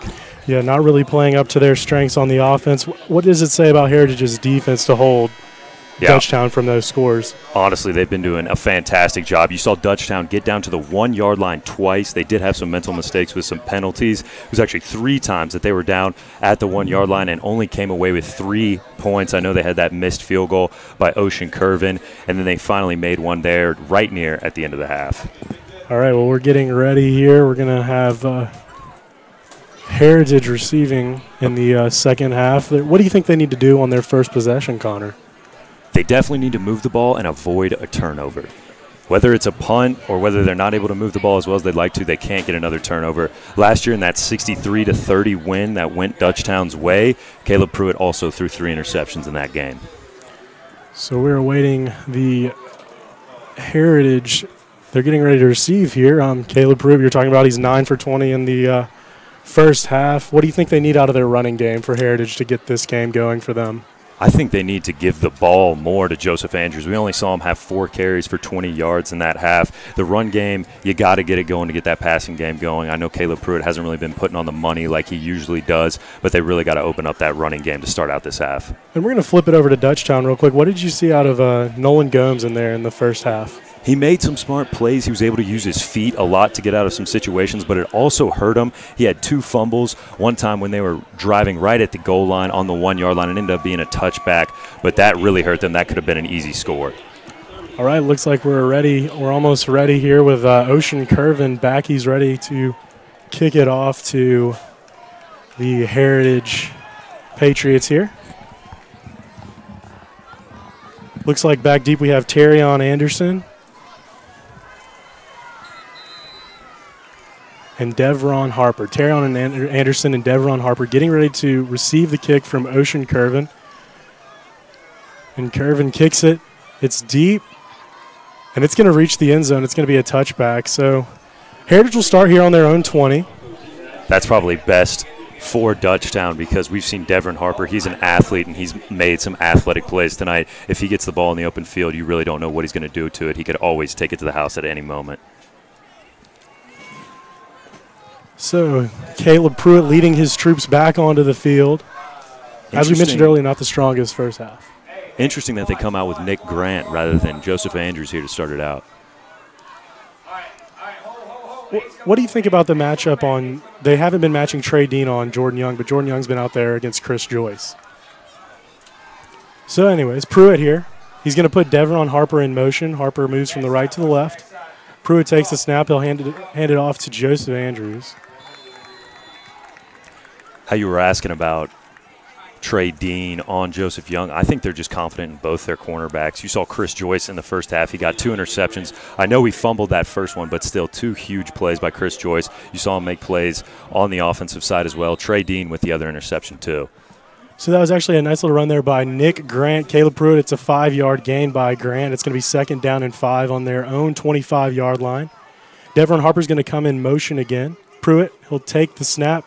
He'll fake it, and he'll throw it to Jordan Young for a quick first down here in the start of the second half. Right, and we just saw Joyce on that play there covering Young. That time he was able to get the completion. It was a good pass by Pruitt there to move the chains. Something we saw last week, Heritage wanted to move the ball quickly, but they seem to be slowing it down here. It could be this defense of Dutchtown. They're very threatening. They're very talented. They have a lot of guys who have college offers. So it's just a whole different game than it was against Rockdale. So the same formation, 2 wide receivers out left, 2 out right. We have Nick Grant in the backfield with Caleb Pruitt. Pruitt takes the snap. He fakes the throw, but then he hands it off to Nick Grant, and he's quickly eaten up in the backfield. It's interesting, like I said, that they're going with Grant here to start out the half. Joseph Andrews, he had 4 carries for 20 yards. He was able to move the ball a little bit, get a first down.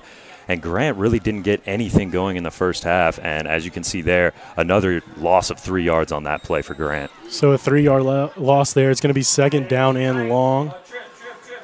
They have 3 wide receivers out to the right, 1 receiver out left, and Pruitt's in the backfield with Nick Grant again. He's going to take it. It's a quick throw to Aziz Akindele right there.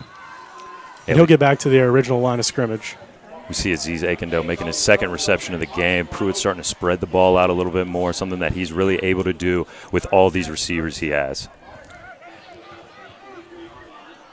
So Pruitt receives the call from the sideline there. They're going to go trips to the left of Pruitt there and move Grant to the left side in the backfield. And over here on the others, he's got 1 receiver out right. Pruitt takes the snap. He hits another hitch route there to Isaiah Martin. So we're seeing hitch routes here in the second half. Exactly, and like I said, he's spreading the ball around. That's his 3rd different receiver of the half so far. Isaiah Martin, you see him clapping his hands, getting pumped up. Before the game, as we were walking on the field, we saw Isaiah Martin running through all the lines, getting everybody hyped up. So he definitely seems to be a leader for this Heritage offense. Heritage will choose not to huddle again. 2 wide receivers out left, 2 to the right. Nick Grant in the backfield with Caleb Pruitt, and Pruitt takes the snap. He's looking. Oh, and he's taken down there in the backfield for a sack. Kishi Waddell is going to get the sack there.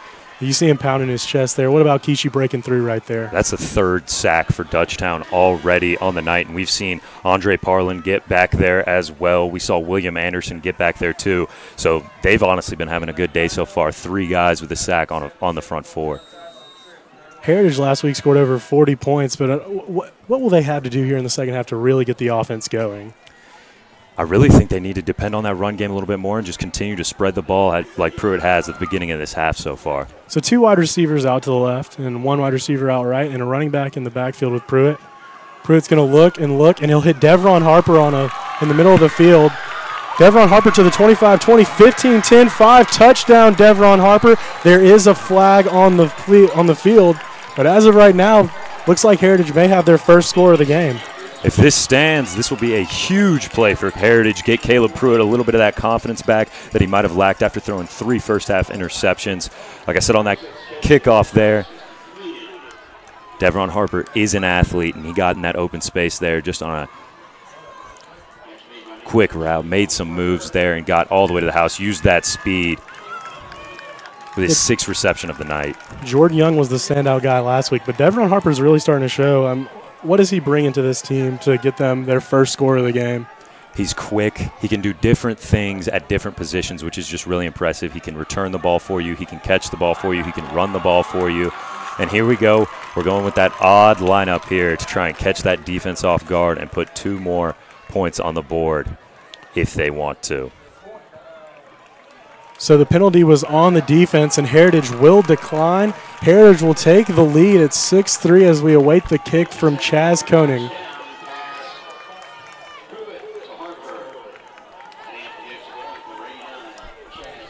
So Pruitt to Harper on that touchdown pass is a huge play for Heritage to open up this second half, and a quick drive down the field. That's a 2-minute and 57-second drive, as now the Heritage Patriots lead 6-3. And that was his 4th receiver that he hit on that drive. So he's spreading the ball out to those talented receivers. They tried to get the run game going a little bit, but Nick Grant really couldn't get anything moving. I'd like to see Joseph Andrews come out on their next drive. It looks like they're going to just trust Chaz Koenig here, not even go with that odd formation to try and catch the defense off guard for 2 points. So Chaz Koenig here getting ready for the extra point. He's going to – Caleb Pruitt will be the holder on this, and he's awaiting the snap.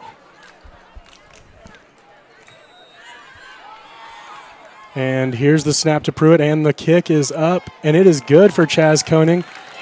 Here we are at Evans Memorial Stadium. The Heritage Patriots take the 7-3 lead. And that's huge for Heritage. Able to get a lead that quick out of the half after being shut out in the first half. It's now 7-3, and you got to think Pruitt has that confidence back. So here's the we're looking at Heritage before Corey Johnson got here. They were a 1-9 team. Their last winning record came in 2012 when they were 8-3. But now look at the difference that Corey Johnson has brought to Heritage.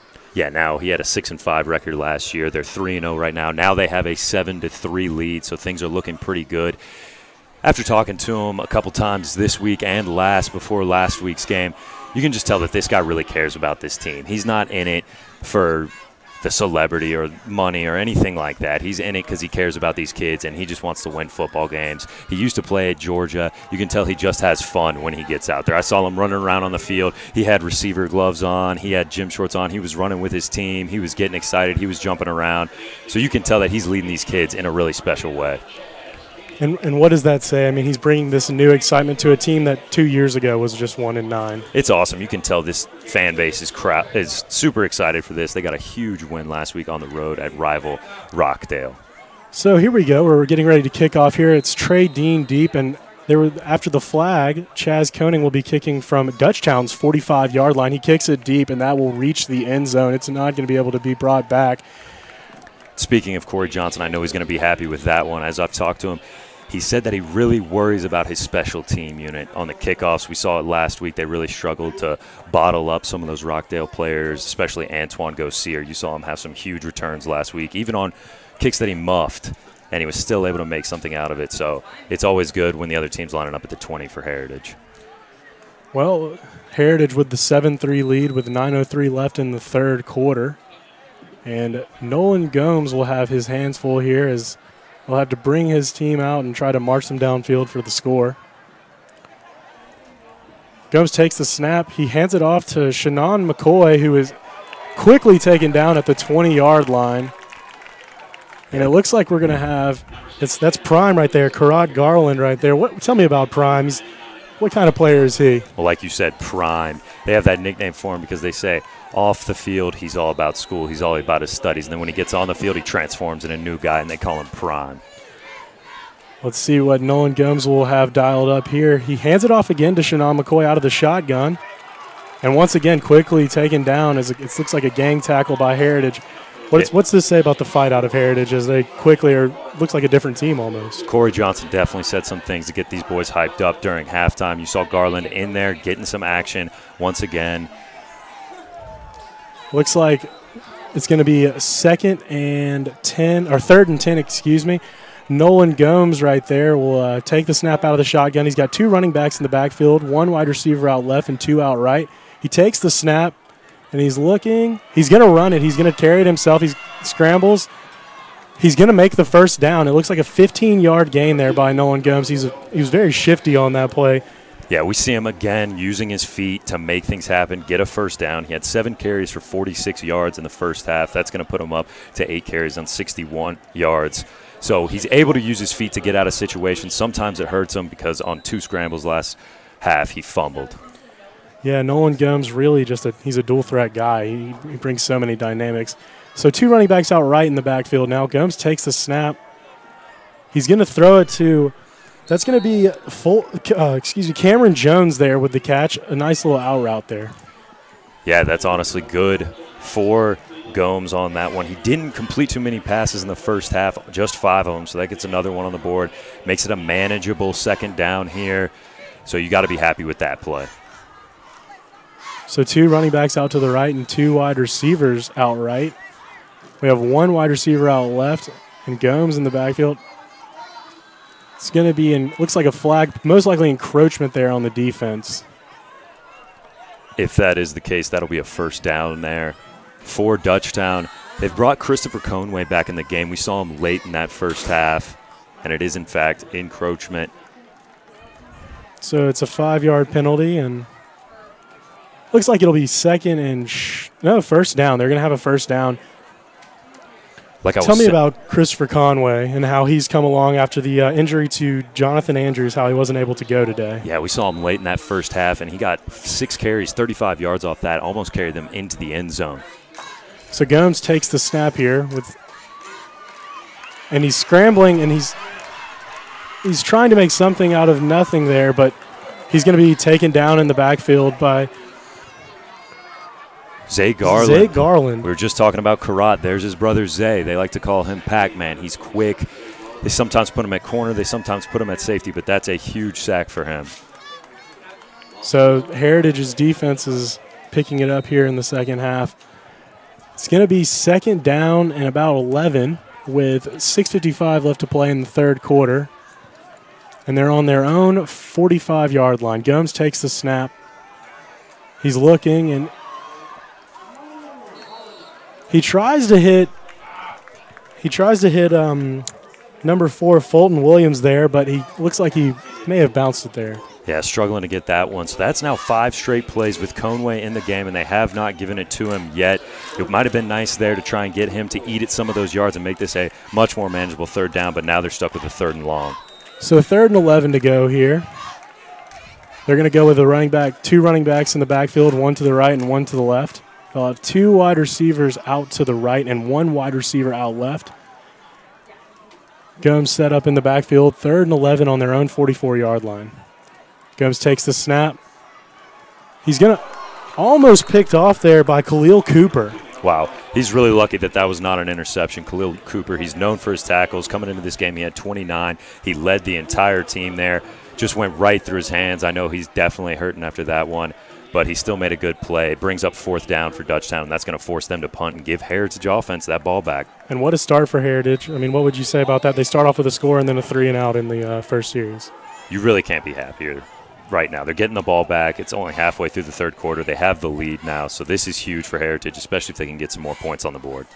So Devron Harper back to receive the kick from Ocean Curvin, and Curvin will kick it up. Harper catches it, receives it at the 25-yard line. And he's going all the way. He'll make it past midfield to Dutchtown's 47-yard line. What a return by Harper there. That just shows what kind of athlete he is right there. He had all of Dutchtown's players closing in on him, still chose not to make a fair catch. It could have hurt him if he got popped really hard, maybe dropped the ball or something, but he was able to make a great return, about 28 yards right there, set up Heritage with fantastic field position. And we'll see it here with Devron Harper. What As do you can see, they're making guys miss. Could have called for a fair catch easily, makes another guy miss, and then just keeps fighting, has 3-4 Dutchtown guys hanging on him, gets all the way to the 47. Now Caleb Pruitt in this offense set up with fantastic field position. It looks like we're going to have Isaiah Martin limping off the field there. I was talking about him earlier, how he's a leader on this offense, getting everybody hyped up, everybody following his chance. So this could hurt Heritage. It's nice to see Joseph Andrews back in the backfield there. And Desmond Bussey will come in for Isaiah Martin. So he is the wide receiver spread out right. They have Trips on the left, and Caleb Pruitt is in the back, is the quarterback, and he's got one running back with him in the backfield. Pruitt takes the snap. He looks, and he's going to hit right there. He's got Devron Harper. Devron Harper's been a big play guy for them, and it's going to be a first down. So that touchdown actually put Devron Harper over 100 yards. That just adds to it. He's now got 7 receptions and 120 yards on the night. He's been huge for Pruitt. He's got almost half his yards. Pruitt's got 133 on the night now, almost half his yards to Harper. So one running back in the backfield, one wide receiver out left, and they're going to hand it off to that running back. It's going to be Joseph Andrews, who's going to carry it for about a 3-yard gain there.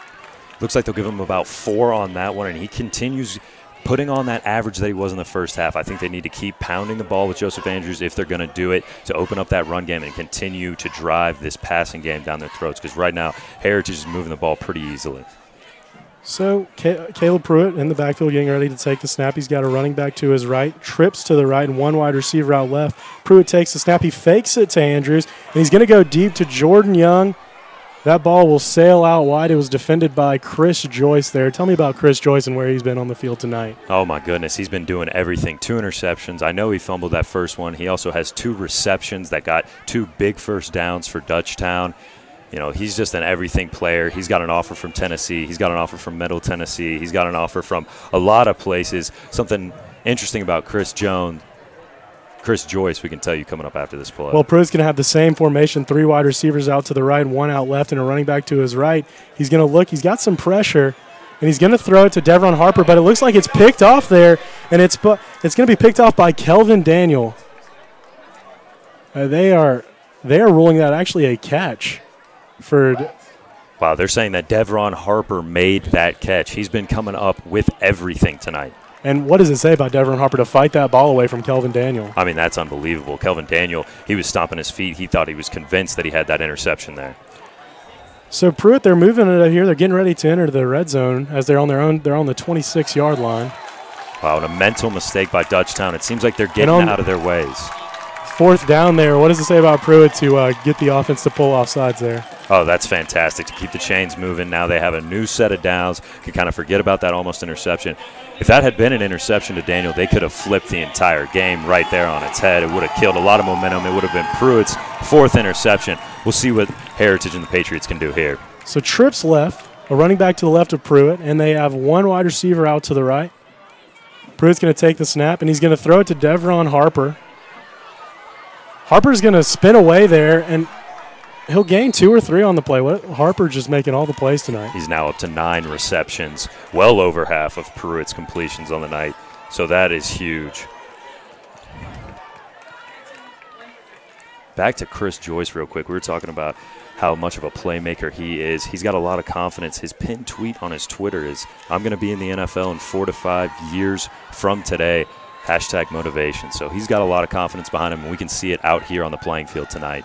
Pruitt has definitely been outstanding tonight. So Pruitt will take this. They're on the opponent's 20-yard line, and he's got Trips to the left. He's got a running back to his right and a wide receiver to the right. Pruitt looks, and he's going to sail it, and It's almost picked off there by Kelvin Daniel. Daniel almost came up with an interception earlier. He almost gets one there. What does it say Pruitt needs to do to slow down here? He's going to be kicking himself after that one. He almost had that incredible diving interception right there, and then that was almost a gift there thrown by Pruitt, and he just couldn't capitalize off of it. That would have been huge. He had a lot of green ahead of him. I know he's got wheels on him. That could have possibly been 6 right there. Pruitt kind of getting honestly lucky right there. That really could have been bad. That would have been the 4th interception of the night for him. Definitely would have affected his confidence. And talking about interceptions, how much has turnovers been a factor in this game tonight for both teams, not only Heritage but also Dutchtown? Yeah, it's been kind of an interesting game so far. I know each of them have 3 turnovers, so it's sort of an even playing field, but neither has really been able to capitalize too much. And we're going to take it to commercial real quick. I dare you. I dare you to change the world. Yeah, you. Getting that college education. I dare you to be somebody important. Like be a teacher or a reality TV star. I dare you to stand up here. To call the shots. To be a role model. An inspiration. An innovator. To be a teacher. Think you can change my life? Make me excited about science like you? Have a career that really means something? Then do it. I dare you. They got a good kicker, I think. Bring up that story. It's 3rd down here. 3rd down and about 9 to go, and Heritage is driving deep into Dutchtown's territory.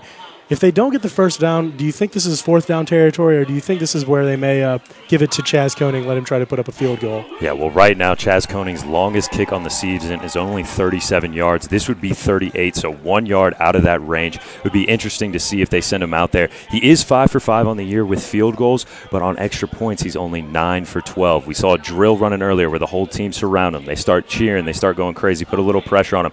We saw him go 3 for 3 on field goals. Then they lined it up for the extra points, and he went 1 for 2. I don't know if he has some sort of confidence with the extra points. It's almost a gimme, and he just sort of loses his focus. But so far on field goals, he's been 100% on the season.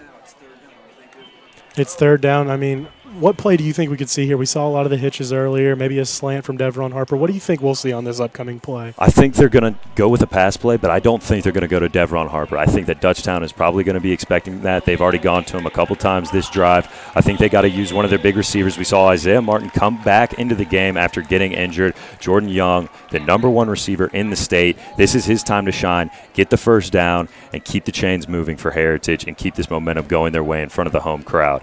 So Isaiah Martin was injured on that play. We see him limping on the sidelines, but it looks like Pruitt will march the troops out there, and Heritage's offense will return. They'll start out their 20-yard line. It's 3rd and 9. He's got 2 wide receivers to the left, 2 out right, and 1 running back in the backfield. And it looks like there's a flag there. It looks like there might have been some movement there on Harper, but we'll await the call. And they do signal false start. So now 3rd and 14. What do you think we'll see here from Heritage's offense in such a crucial spot? Man, for that call to be on Harper after he's done so much for the team on this drive, got to hurt his confidence a little bit. But we'll see what they do here. It's got to be a pass play when it's 3rd and 15. So 2 wide receivers out to the left and 2 to the right.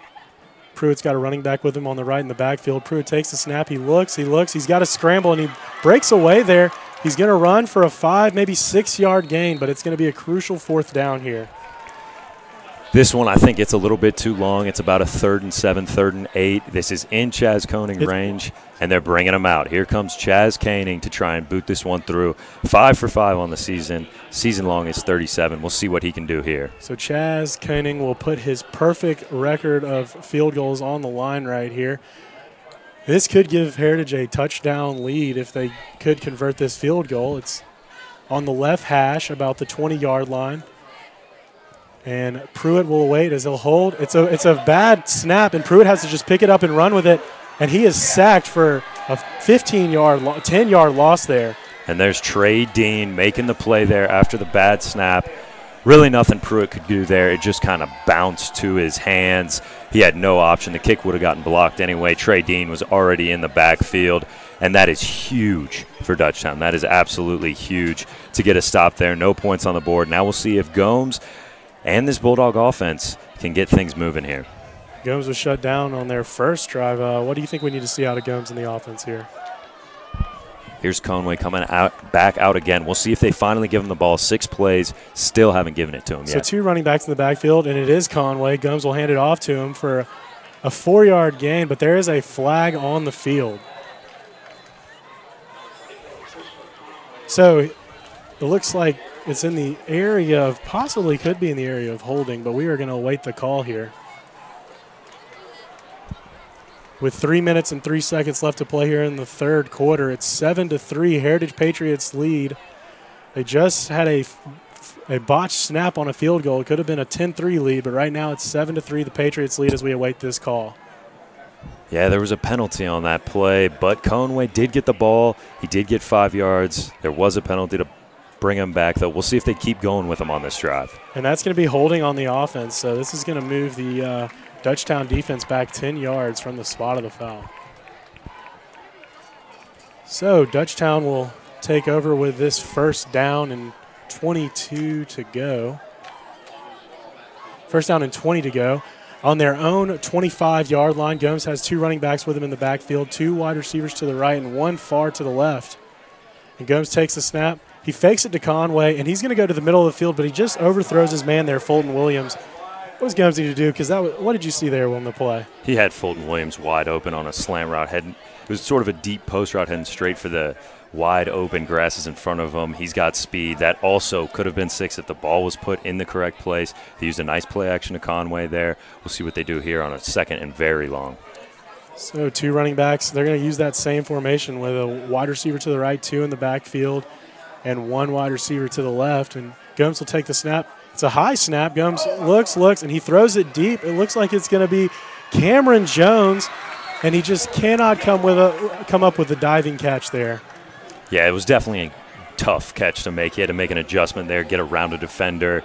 Could have come up with it, but it's also understandable that he didn't. That was a really tough catch to make, but that hurts Dutchtown a lot. 3rd and 20 coming up. So 3rd and 22 here. We're going to look at it right here as Gomes throws it up deep. And Cameron Jones just has to adjust to the ball and can't get back to it. He makes the adjustment. He gets down on the ground, but just can't finish it off by making the catch there. So 1 running back to the left for Gomes, 3 wide receivers to the right, and 1 wide receiver to the left. Gomes is going to actually take a snap, but he's going to be brought down by Karak Garland. It's Prime again. I mean, tell me about Prime, the game he's having now. 2 sacks here in the second half. Last week against Rockdale, we didn't see him get a sack. He was leading the team with 4.5. He still was coming into this game. Now he's getting back into that Prime form. He's already got 2 in this second half. And now we saw the Heritage defense doing really well, but the offense rather doing really well. But now we see that defense stepping up and making really big plays, forcing Dutchtown way back into their own field position and forcing them to punt. So Dutchtown, it looks like they'll be punting from their own 18-yard line. It'll be Ocean Curvin punting it to Devron Harper, and this could give Heritage great field position right here near the end of the third quarter. Curvin will punt it deep to about, and Harper will take it from his own 40, and he's going to run, and he's making cuts left and right, but he'll be brought down on his own 40-yard line, and the ball comes out right there at the end. And there's also a flag on the field, a few flags. So Harper again risking it and going for it there. That time he didn't get any yards, but still made a lot of crazy athletic cuts. Made a lot of men miss, but got right back to that original return spot. So it looks like right now Dutchtown do you think they'll just look like a different team from the first half? Yeah, their defense, we'll see if they can continue to step up here and stop this Heritage offense. They had that missed field goal, but it was another opportunity for Heritage to put points on the board. And now Heritage is going to move themselves back with a penalty. So it's going to be a block in the back, and it'll be a 5-yard penalty. But it is declined. So Heritage will be taking over here from their own. After the penalty, they'll be taking over here from their own 30-yard line. It's been a strong third quarter for the Heritage Patriots so far, and offense and defense seems to be clicking right now. Yeah, you've got to be happy getting into field goal range on the last one. Not able to come up with the points, but the ball was still moving. So trips to the left for Caleb Pruitt, 1 running back to his left in the backfield and a wide receiver to the right. Pruitt's going to look and look. He's got the time, but he's going to throw it right there, and it's just going to be incomplete. It's going to hit his hands. He tried to hit Aziz Aikendale on that one, but you see this Dutchtown defense getting a lot of pressure on him. A lot of penalty flags come in on this one. We'll see if this is going to move Heritage forward or keep moving them back. So we are waiting the call on the flag here.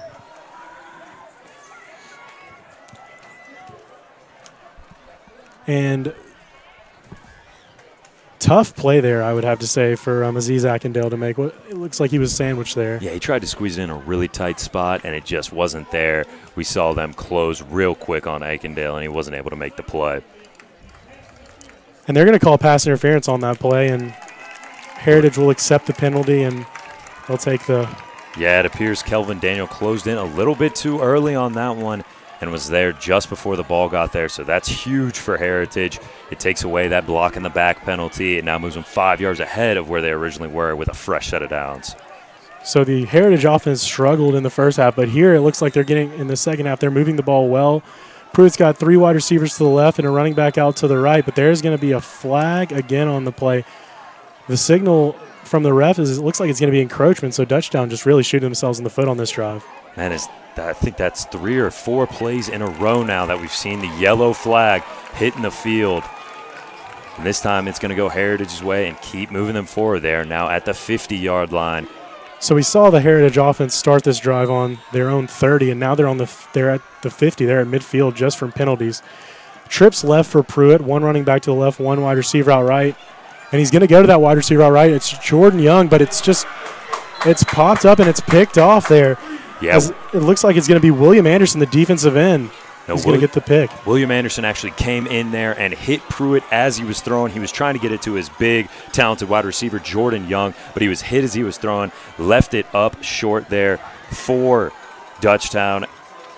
And then Adonis Ross Butler was able to come in and make the play on that one and get the interception. So Dutchtown, this could be the play that really just turns it around for him in the third quarter. And we're going to get a look at it right here as Caleb Pruitt, he takes the snap, and what do we see here with the defense? Watch Willie Anderson come in here. Actually ended up not even being Willie Anderson, but there's Adonis Ross Butler making that interception, the 4th on the night for Pruitt, and now this Dutchtown offense takes over. So the Dutchtown offense getting ready to take over with Gomes, 2 running backs in the backfield. He's going to hand it off to Shannon McCoy, but immediately Prime Garland. Prime is going to take him down in the backfield for a 2 to 3 yard loss there. That was a huge play by Garland. He's absolutely coming alive in this second half so far, being a playmaker for Heritage. But they've actually brought in Arendez Fed, the coach's son, at starting quarterback now for Dutchtown. So Arendez Fed, young man, will take over at quarterback for Nolan Gomes. And he's got 2 running backs to his right. He's going to scramble out to the right. He's looking for his man, and he's going to throw it almost an interception there. Amari Akins gets his hand on the ball, but it just deflects off. I know Gomes hasn't been playing the best game of his life, but that's sort of a questionable call to bring in someone who hasn't played all game with 1 minute and 6 seconds left in the third quarter, only being down by 4. And as we saw there, fresh arm comes in, almost throws an interception there. Amari Akins, if he was able to make a play on that one, it would have been another turnover there for Dutchtown. Turnovers are really being the story in this game, and perhaps that may have led to Gomes being taken out. So Arendez Fed will take over here on his own 37-yard line. And it looks like Dutchtown's going to take a timeout here. It's a 3rd and long, 3rd and 12. They really need to get something going here. Yeah, you don't want this interception to go to waste. It was a big one. And we're going to take it to commercial break. The students of the Sports Broadcast Institute have an unquenchable thirst to make real, relevant work. Commercials for your business might be the water these students need to survive. In addition to helping them create videos they care about, you'll also give them equipment to make videos they want to make. Help me and my fellow students get a step closer to professionalism. And become a part of more commercials like this one. I'm Daryl Jefferson. And I'm Michael Sly. And for more information, visit rock.live.com. And we're welcoming you guys back here in the third quarter with 1 minute and 6 to play. Dutchtown has a crucial 3rd and 12 as their offense has been struggling.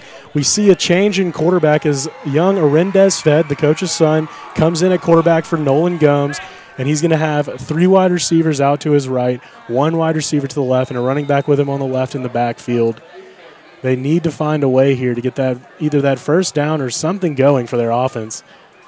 And Fed is going to receive some pressure there. And it looks like there's going to be a flag in the area of holding, but Arendez Fed with a big run, huge run, all the way to the opponent's 35-yard line, but there's definitely a flag in the backfield. Yeah, this one's going to come back. That was Darius Dilworth with the hold on that one. It was a great run by Fed, moved the chains, but it was all due to a hold because we saw Raheem Leggett coming in there, a sack master from last week who had 2 on the week. He was about to get to him again, but again, that hold by Dilworth is the one that brought that back. And what does this say about the emergence of the defensive ends? I mean, we've seen Raheem Leggett on that play and then Craig Garland. What have they been doing for that Heritage defense here in the second They're half? getting after it. They're moving through this offensive line, it seems like, with almost ease at this point. And now they're going to move Dutchtown even farther back, almost a 3rd down and 30, I believe it is. 3rd down and 27. This is a must-get, but I don't know how they're going to get it here. Well, it was a huge play for Arendez Fed, but the hold will definitely brought him back, and that's the issue there. You can't hold the guy. So 3rd down and 27 to go. 56 seconds here in the third quarter, and Heritage seems to have all the momentum here as it's 7-3 they lead. The defense continues to move the Dutchtown offense back. Dutchtown makes a change at quarterback. So with 3rd and 27 here on their own 22-yard line, Arendez Fed has 3 wide receivers to the right, 1 wide receiver to the left, and the running back to the left in his backfield. We see Jordan Young, the wide receiver, coming out on the play for this one. And Arendez Fed is just scrambling for his life, and he's gonna scramble a little bit and get away there, but not too far, as he only is going to gain about 3 yards there before he's brought down. So Arendez Fed, he couldn't get anything going. It brings up a 4th and 25. I wouldn't say that he did any better than Gomes. You've got to wonder, are they going to bring Gomes back in now after Fed wasn't able to get anything going? That really messes with a quarterback getting taken out of the game, getting put back in. You know that the coach doesn't really trust in you after that, so we'll see what that offense does for Dutchtown next time out. Well, it's another 3 and out for Dutchtown here in the third quarter, and Ocean Curvin is getting ready to punt it from basically his own 8-yard line, and it'll be Devron Harper back to receive it. And Harper will not be able to pick this one up as it hits right there. It's going to hit on the number 5. It's going to be Kelvin Daniel. It hits his leg there, and the ball will stop there on the 32-yard line of Heritage. So pretty good field position for Heritage to start this one out. We'll see if Pruitt can forget about that interception that he just threw and try and get the ball moving here for Heritage. And right now it looks like Heritage has all the momentum. I mean, we talked about what they needed to do in the second half to get this game back under their control. What have you seen from them? What do you think they've done right? Well, they went down on that first drive. They got a touchdown in about 2 minutes and 50 seconds. Got one real quick. They now have the lead, and it seems like this defense for them is not going to break. They aren't giving up any first downs. They're not even getting up any yards. We just saw that was a 4th and 25. Karat Garland and Raheem Leggett are both eating right now, so we'll see if they can continue that the next time Dutchtown comes out. But for now, we'll see what Caleb Pruitt and this Patriot offense can do with 12.9 left in the third.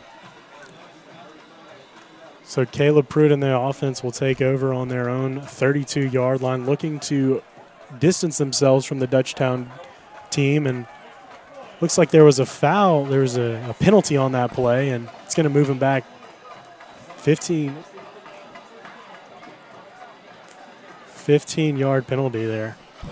If you look down on the sidelines, you can see Khalil Cooper getting his ankle taped. Hopefully that's nothing too serious for Cooper. That'll be something definitely to watch as the Heritage defense when they come back on. So Pruitt looks like they're going to have 2 tight ends, 1 wide receiver to the left, and 2 running backs to the backfield with a pistol set. And he's going to hand it off to that running back. And it looks like it's going to be Joseph Andrews getting the ball there. Looks like they're going to go on this run game a little bit more, and they're just going to take that one into the fourth quarter. And that'll be the end of the third quarter as Heritage leads 7-3 in this defensive matchup. And now we're getting ready to take it to commercial break.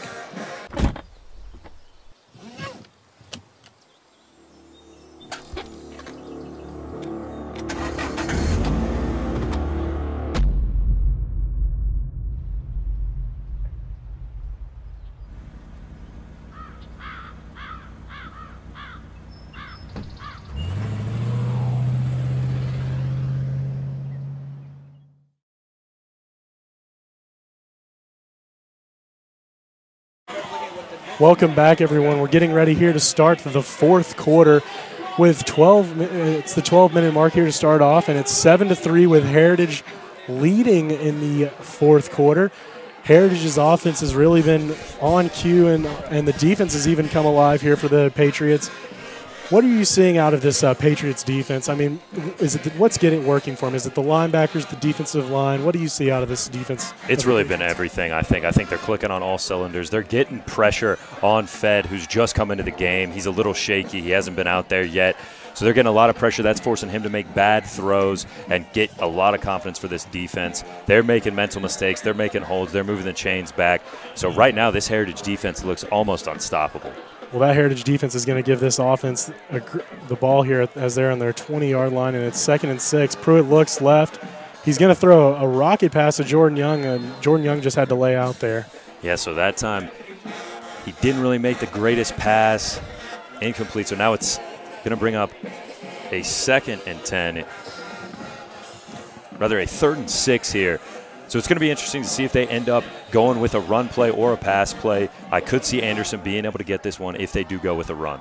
So with one running back to the left and one wide receiver out left, trips right, Pruitt will take it. It's going to be a quick throw to Jordan Young. Jordan Young will get the first down, and it'll be about an 8-9-yard gain there. And there's Jordan Young. You know they can't keep him silent all game. They call him Mega, and it's for good reason.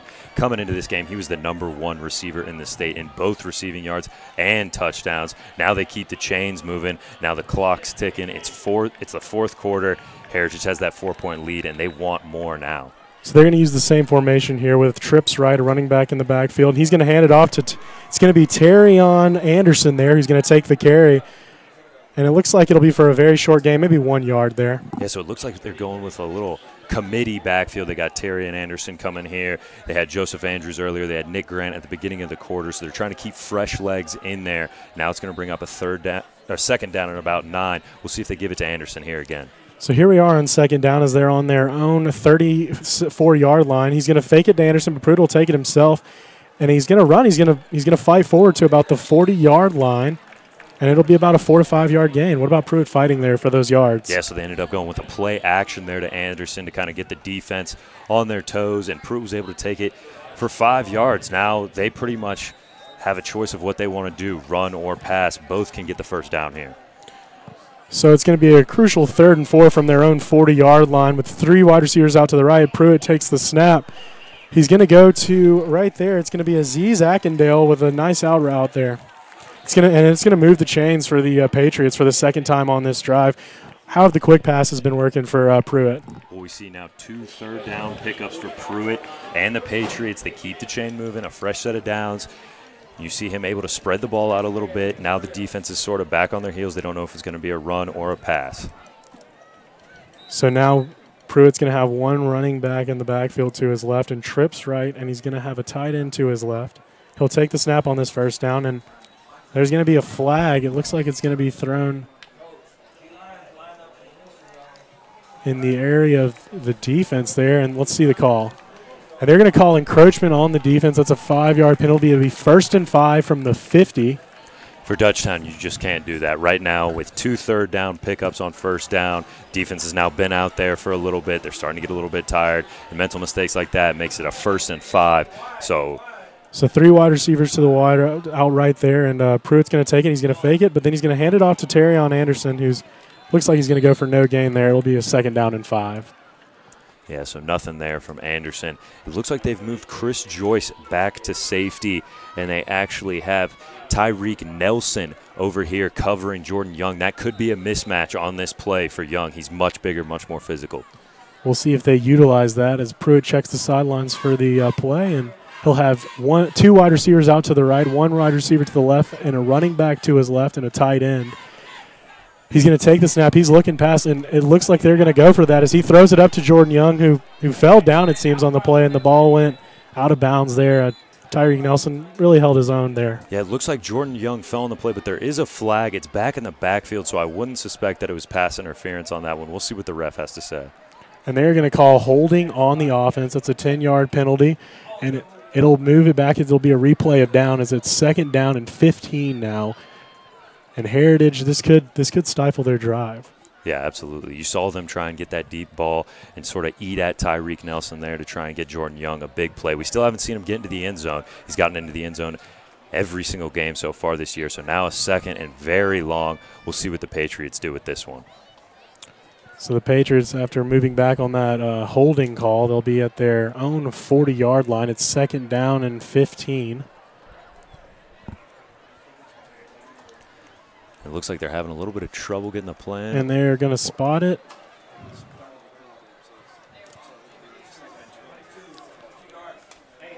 So it'll be a 2nd and 20 there from their own 33-yard line. This started at the 50, so it's going to be a tough play here for the Patriots, as Pruitt will have 2 wide receivers to the right, 1 wide receiver to the left, a running back in the backfield. And they're using that tight end again.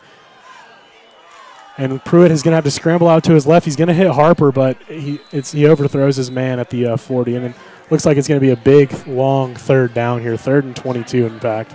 Yeah, I would suspect them to try and get a pass play here. Haven't really been able to do anything in the last couple downs. Like you said, Tyreek Nelson holding his own on whoever's been lining up over there on the left side.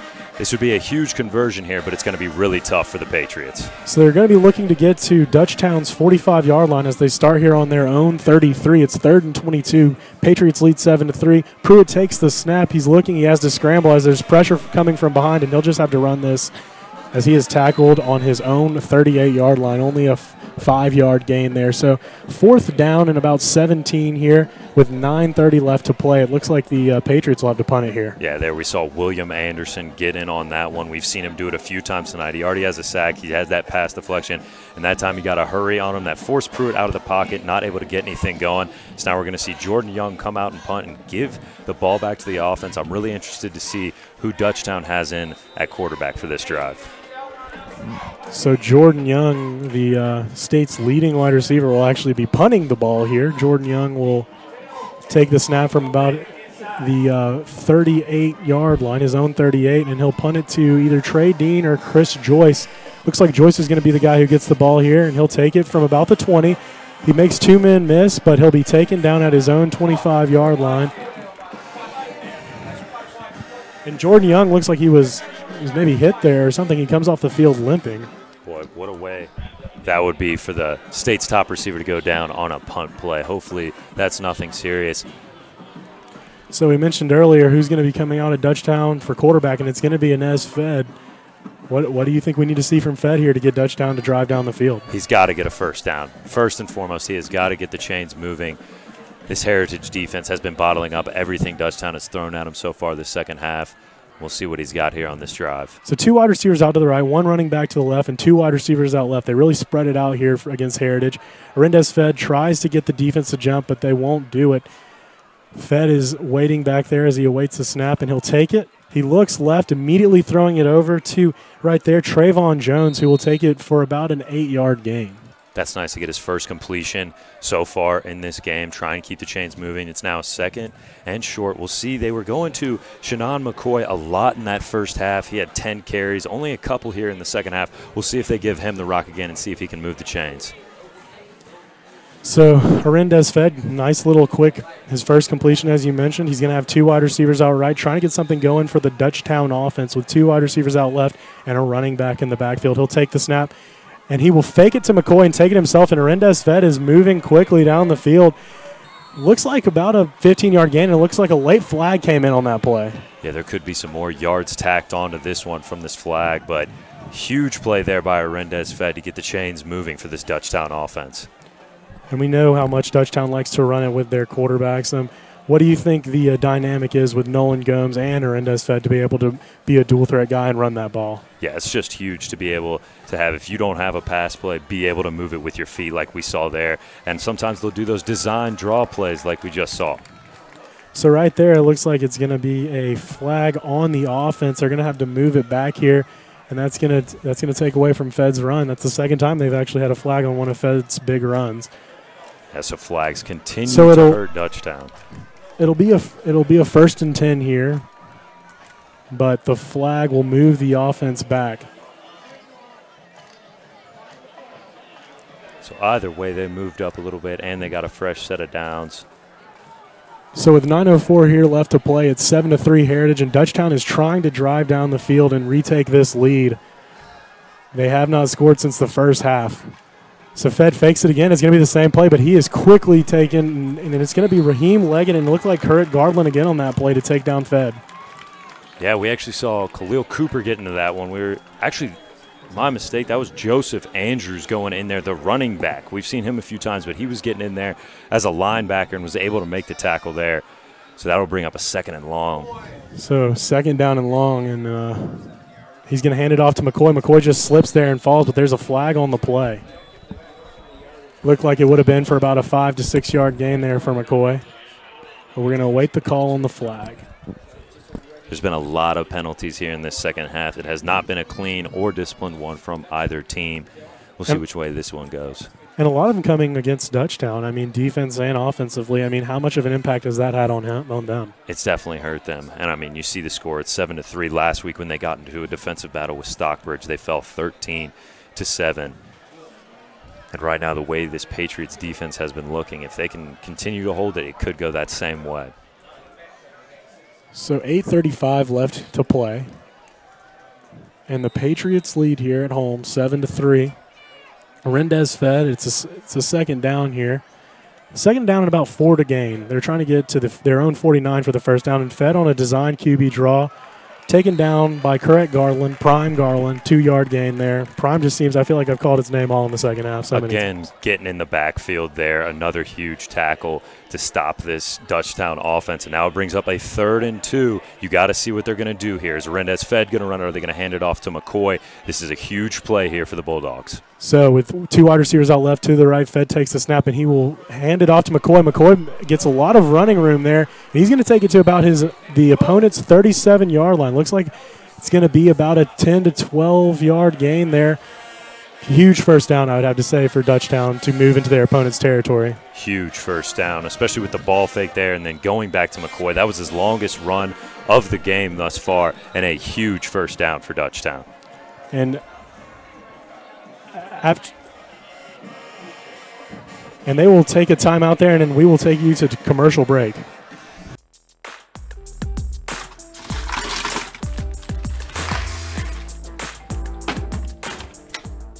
Thank you.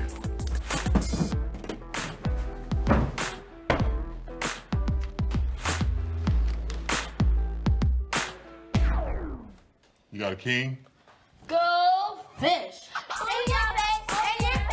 It only takes a moment to make a moment. Take time to be a dad today. Back, everyone, here at Evans Memorial Field. It's 8 minutes to play here as it's 7-3. The Patriots lead, but the Dutchtown Bulldogs are driving. They are going to be on their own. They're in Patriots territory at the 35-yard line. And Arendez Fed, I mean, let's talk about the difference he's made as he's taken over for Nolan Gomes here in the second half. I was mentioning possibly taking him out of the game and putting Gomes back in, but it looks like they're going to stick with Fed for the rest of this one. We'll see if he can continue to move the chains for Dutchtown. 2 wide receivers out left and 2 wide receivers to the right. And it looks like we have a stoppage in play here. We're awaiting the call from the officials.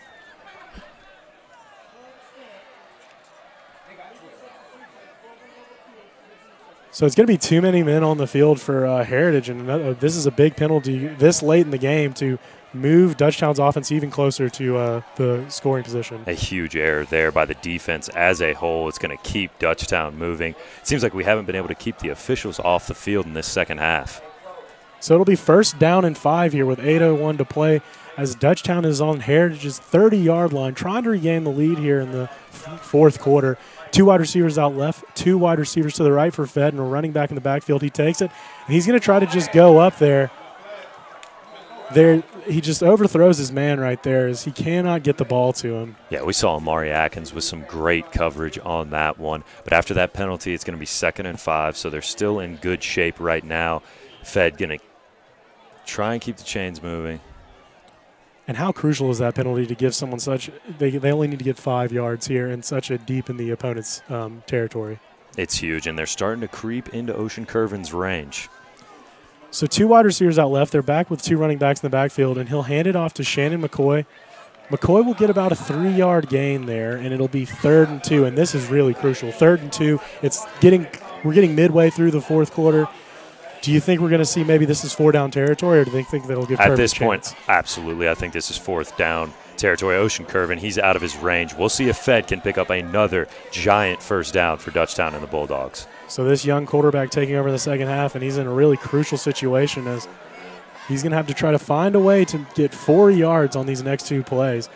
It's 3rd down and 4. It's on the Heritage 29, 2 running backs to the left, and he'll take the snap. He throws it over to the playmaker, Trey Dean. We're seeing Trey Dean, I think, with one of his first catches of the night. He's an athlete. That was his second catch of the night. He may have been able to do something there. Couldn't get anything going. That brings up 4th down. I think Fed's going to stay out here, and they're going to try and move the chains on 4th down. I don't think they're going to give Ocean Curvin a shot, especially after missing a really short field goal earlier on. And that looks to be the case as Fed is looking to the sideline, awaiting a play.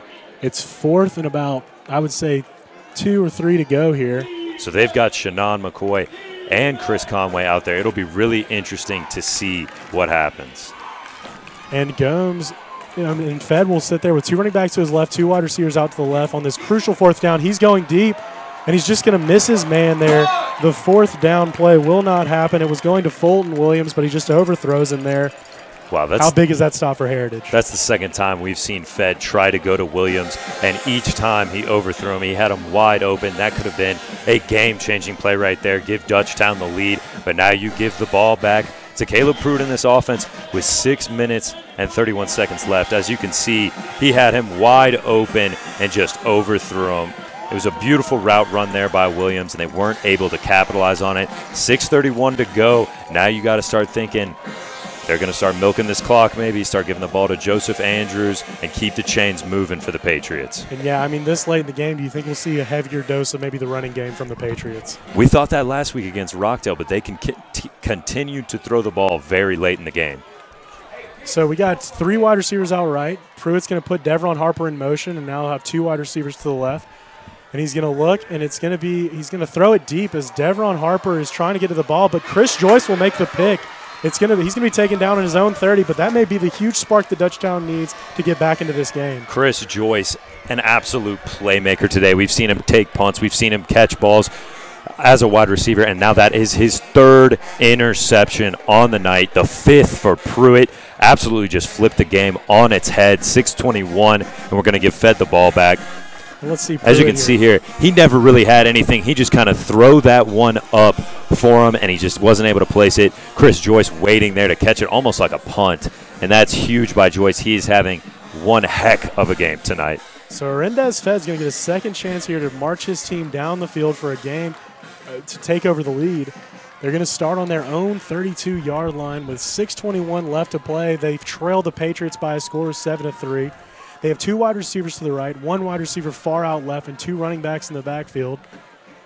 Arendez Fed hands it off to Shannon McCoy, but Shannon McCoy is going to go nowhere, and he's only going to get a gain of about a yard there. Yeah, so with Fed's a little bit of a lack of ability to complete passes, they've really got to rely on this run game. And as this clock continues to tick down, you sort of got to think it's end zone or bust here for Dutchtown.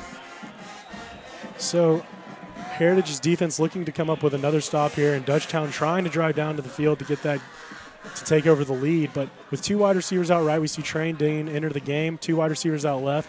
Arendez Fed, they're going to let him throw it, and just overthrows Chris Joyce there. He had Chris Joyce out in the flats there, but was not able to complete it. Another misfire there from Fed. That's going to bring up a 3rd down, and you got to wonder, 5:46, you would think they would punt it away, put Ocean Curvin back there to punt it, but it is 3rd and long, and we'll see if Fed is able to get another 3rd down here. So 3rd down and 9 here. They're on their own 33-yard line with 5:46 to play as they trail the Patriots by 4. 2 wide receivers out of the right, 2 out left, and Arendez Fed will take the snap.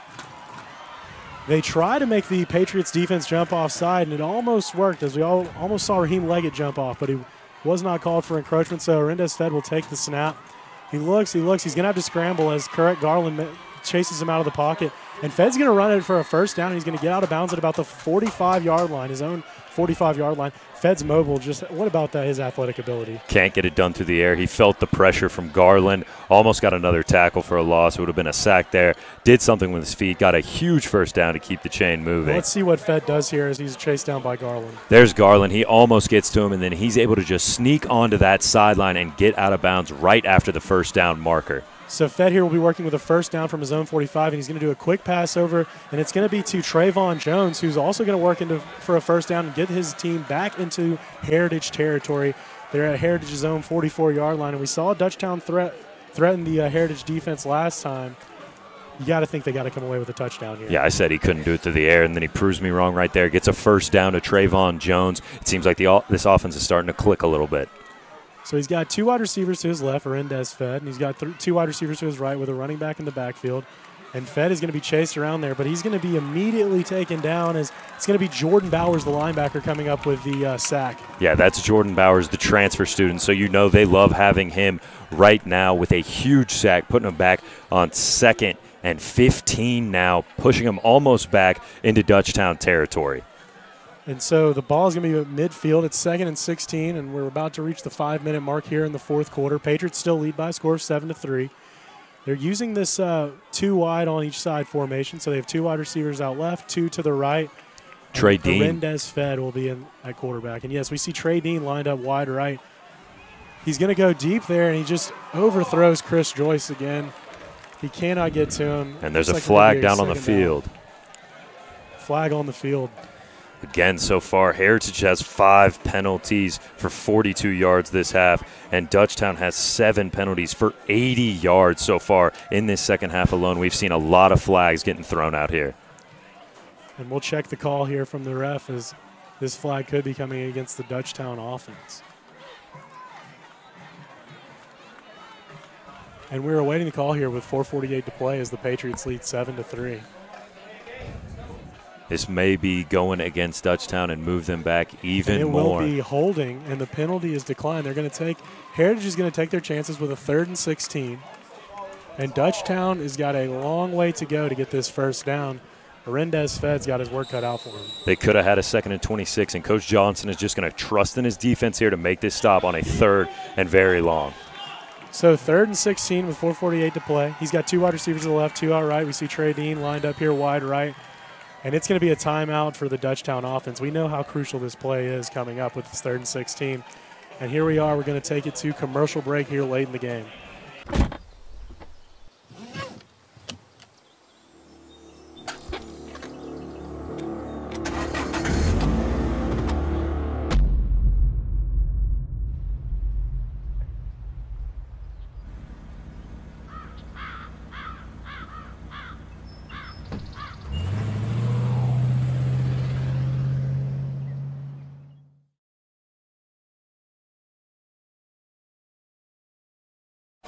Welcome back. We are here at Evans Memorial Stadium, and we have a crucial 3rd and long. It's 3rd and 16 for the Dutchtown offense. They're on their own 50-yard line, but they are trailing late. It is 7-3. The Patriots lead the Dutchtown Bulldogs, and the young quarterback, Arendez Fed, who took over for Nolan Gomes in the second half, has got his work cut out for him to get this crucial first down. So he's got 2 wide receivers out to the left, 2 wide receivers out right, and he has a running back wide left in the backfield. And Arendez Fed has got a scramble, and Correct Garland's just going to bring him down, and he tries to get the pass off, but there is a flag. There is a flag in the secondary, in the area of the secondary. We'll have to await the call. Gosh, we finally see Correct Garland enter that prime mode. He has not been able to be stopped here in the second half. We'll see what this flag does and effect on the play. So prime Garland with a big play there, but we'll have to await the flag here as it's a crucial 3rd down. Now you got to wonder, if this goes against Dutchtown, this could be huge because it makes it to where you're going to have to punt it. If it's a 4th and 25 or a 4th and 30, I feel like you would have to punt it. Now, and the flag, it looks like it's going to be holding on the defense, defensive holding right there. And that's going to move him deep into a Heritage's own territory right there. As now it looks like it's going to be, they're going to have to replay the down there. It's going to be about a 3rd and 5, 3rd and 6, I would say, for Arendez Fed and this Dutchtown offense. So a 3rd and 15, really long. You really don't know what they were going to go with. Becomes a very manageable 3rd down. And in 4th down territory, you have 2 plays to get this job done. So with 2 wide receivers to the left and 2 wide receivers to the right, he's got this crucial 3rd down on the Heritage 40-yard line. Fed takes the snap. He's looking, and there's going to be a flag, another flag. What do you think about that? It just seems like these players can't play some disciplined ball so far, hurting themselves each way. A lot of penalties, almost over 100 yards now for Dutchtown. And with this one, it will bring them over 100 yards to 101 yards on the night. So with 11 penalties. We talk about how they go from a 3rd and 15 to a 3rd and manageable. Now it's a 3rd and long again with that 5-yard false start. 3rd and 11, in fact, on their own 45. Arendez Fed with 2 wide receivers to the left and right, 2 wide receivers to the right. He's got a running back coming out of the backfield. Fed's going to scramble, and he's getting chased down by Bowers, and Bowers is going to bring him down. Jordan Bowers there with a huge sack again here late. There he is again, that transfer student making his name known here for Heritage. He might be a senior. This might be his first year with his team, but he is obviously making some plays. It's 4th down and very, very long. I'd be surprised if they kept Fed out here. So it looks like there is some discussion, but Fed is going to come out, and we're going to see Ocean Curvin in that punting unit as we approach 4 minutes left to play here in the 4th quarter. So Dutchtown still has 2 timeouts left. There's still 4 minutes on the field. So if they're able to make a stop, use some timeouts, they should have plenty of time left. So Ocean Curvin looks like he will be doing the punt, and he's going to be punting it to Devron Harper again as the clock continues to run. Curvin punts the ball deep. He's going to get it to about the 20-yard line, but a great bounce for Dutchtown. It's going to go deep into Heritage territory, and Heritage will take it on their own 10. What do you think about there, Harper? Should he have caught the ball? We saw him be risky earlier and make some catches with a lot of Dutchtown people coming at him. He should have stopped, made a fair catch there, got them as best field position as they possibly could. Now they're penned way back, and if they can't get out of this hole, they're going to have a punt from maybe inside their own end zone. So Dutchtown's going to be relying on their defense to make a huge stop here against this Heritage offense as it's late in the game. Heritage leads in what's been a really defensive battle, 7-3. Really interesting to see them bring Nick Grant out there, who has not had any success so far tonight. You'd expect they run the ball with this little time left, but we'll see what the Patriots do. So Pruitt's going to have a running back in the backfield, 1 wide receiver to the right, 1 to the left, and he's going to hand it off to Nick Grant. And Grant's going to go for about a 4 to 5 yard gain there. It's as the clock continues to run, though, we just passed the 3:30 mark. It's 2nd down and 5 for the Patriots offense. They lead late here, 7-3. What does Dutchtown need to do to get their offense back on the field? They've got to bottle this run up. You got to assume that the Patriots are going to keep on going with the run here, keep that clock running, give them as little time left, and rely on that Heritage defense if they have to punt this one away. Nick Grant with a great run there, 5 yards, chewing up a lot of those yardage halfway to the 1st down here. And they're going to go with this heavy set with a tight end, and Pruitt's just going to hand it off to Grant again, and he's going to power forward again for about, as the pile continues to move, it looks like he's going to move forward for about 2 to 3 yards there, and it's going to be a 3rd and 1 with about 2:49 left to play. Of course, the Patriots are going to try to drain the clock as much as they can, but 3rd and 1. Yeah, so this is a huge stop that the defense has to make. Nick Grant not able to get much going in the 1st half and the 3rd quarter, and now he's got 9 huge yards for the Patriots. If he can get this last one, it would be gigantic for Heritage. So a wide receiver out wide, wide receiver out left, but Caleb Pruitt in the backfield is what to watch here, as it is 3rd and 1 with 2:20 left to play in the game. Pruitt walks up to the line, and he's going to take the snap from under the center, and he's going to fight forward. But it does not look like he got the 1st down, so it's going to be 4th down. This Dutchtown offense may get another shot to take this game over. Yeah, you never really see Caleb Pruitt go under center, so I think the second that he ran under center, the Dutchtown defense was able to recognize that was going to be a QB sneak there, and they bottled that up, and it's going to bring up a 4th down. So we're going to head to commercial with 2:02 left to play as the Patriots lead 7-3.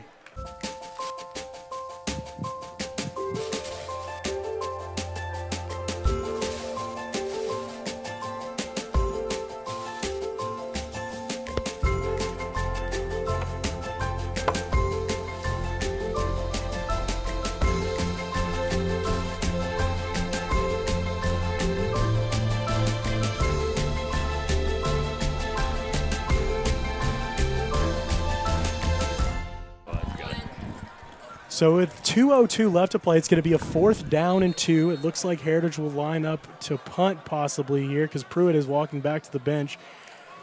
Patriots lead 7-3. Dutchtown is going to get probably one more chance here to take over the lead here late in the game. Yeah, so we saw Jordan Young getting stretched out, but he's still going to come out and punt it. Chris Joyce back to receive. He's at the 50. If he's able to make a big return here, that could be huge for Dutchtown. So Jordan Young getting ready to punt it here. We have Chris Joyce back deep, and Trey Dean is a little bit shorter. They're both looking like they're awaiting the return. And Jordan Young is going to actually fake it. He's going to run for the first down. There's a block, but there's a hold on the play. It's going to be most likely a hold on number 16 there. Keith Porter with the hold out there, and it's going to be a 4th and long now for this punt. Jordan Young and the Patriots with a risky fake punt there. What do you think about that play, that call? And what looked like the play of the game there by Porter. It could have been such a block to get the first down and basically end this one. Turns out to be a hold, pins them back even farther. So now we see Chris Joyce lining up at about the 43-yard line. So regardless, Dutchtown is going to have some really good field position. They still got a couple timeouts left on the board, under 2 minutes, but we'll see what Fed and this Dutchtown offense can do from this. And now instead of punting it from about the 20-yard line, it looks like Jordan Young is going to have to take this punt from about his own 10-yard line. That's where the ball will be snapped, and he'll actually be punting it from the end zone. So, I mean, this is where field position is really key. You're talking about Chris Joyce. We talked about how dynamic of a player he's been all night. He could really move his team deep here and really give his team a great chance with about 1:54 left to play. So Jordan Young takes it to high snap, and he punts it. And it is a short punt. And Dutchtown, they can't seem to corral it, but they take it. And it looks like they're going to pick it up and bring it into the end zone there. On a bad punt by Jordan Young, we're awaiting the call from the officials. And they're going to mark it at the 2-yard line, it looks like. Look who it was, Trey Dean, the commit to the University of Tennessee, making the play there. That play could not have gone worse for Heritage. It looks like it was just a line drive punt that hits off the head of one of his players. And it is recovered, and they try to run it back there. It might have gone off the head of Keshi Waddell on Dutchtown and sent that thing flying, and Trey Dean was waiting there, so that's going to give them the ball on the 2-yard line. The hold on the fake punt, the miscommunication there, the bad punt there. It really could not have gone worse for Heritage. They looked like they might be in the driver's seat depending on their defense to get the win there. And now they are back on their heels to try and get this win. We talked about how huge it would be to great field position to start this drive, but with 1:38, they're on Heritage's 2-yard line. I mean, they love to run the ball. I mean, who do you think we'll see here maybe pulling this ball into the end zone if they can score? Well, they've been depending a lot on Shannon McCoy all night, but we saw Chris Conway take it all the way down from their 30-yard line to the goal line. They were trusting on him to score on the goal line. And with 1:38, as it's on the 2-yard line, we're going to take it to commercial break here as the Patriots lead 7-3. So there you are, shuffling through a stack of resumes, and you come to mine. This is it, first impression, my way in. But can my resume show you how I truly stand out? Like that I was studying, going to night school while working 2 jobs just to help my parents pay for groceries. Or being the first one to always step up. No, that's something you just can't put on paper. Look beyond the resume and discover new ways to develop great talent that is dedicated, hardworking, and determined like me. Welcome back, everyone. We are here at a thrilling finish we have on our hands as it's 7-3. It's 1:38 left to play. Jordan Young has a botched punt. It hits off the hands or off the head of Keshi Waddell, and Dutchtown is able to get the ball and return it to about the 2-yard line of Heritage. It looks like it's going to be really just a battle in the trenches for this final play, final plays. We have seen Dutchtown 3 times here in this same position. They were never able to capitalize with a touchdown here. We'll see if this Heritage defense can continue to hold them. So let's see what we have here. As Arendez Fed has 2 wide receivers to the left, 1 to the right, and he's going to hand it off to Shannon McCoy. McCoy's going to kick it out left, and he's going to dive for the end zone. He's going to hit the pylon, and he will score. There's 1:30 left to play as the clock ticks, and that is Shannon McCoy coming up with his team's first touchdown of the game. And they've been depending on McCoy all night, and there they go. And he came up in a huge way. You see him able to bounce out to the left side on this one. They had Conway in there too to kind of put up a little trickery, and Shannon just beats him to the corner. And this is huge for Ocean Curvin here. If he's able to convert this, it'll make it a field goal game. If not, a field goal will So here we go, Ocean Curvin ready to kick the ball here for the extra point, as that'll make it a 10-7 game. It's the snap, and he kicks it, and it is good. Ocean Curvin will make this a 10-7 game with 1:28 left to play. And now it's going to come down to Caleb Pruitt and his offense if they can drive on this Dutchtown defense and that really amazing secondary that they have.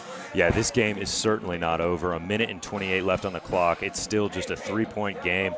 Heritage has 3 timeouts left, so they're still chock full of those. They'll be able to kill the clock a few times. We'll see if Caleb Pruitt can put together a winning drive. He's got a lot of receivers to move the ball downfield and try and get Heritage to 4-0 on the season.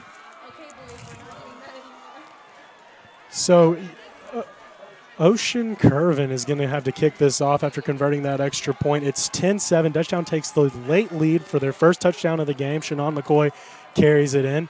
And looking to return it is going to be Devron Harper and Terrion Anderson.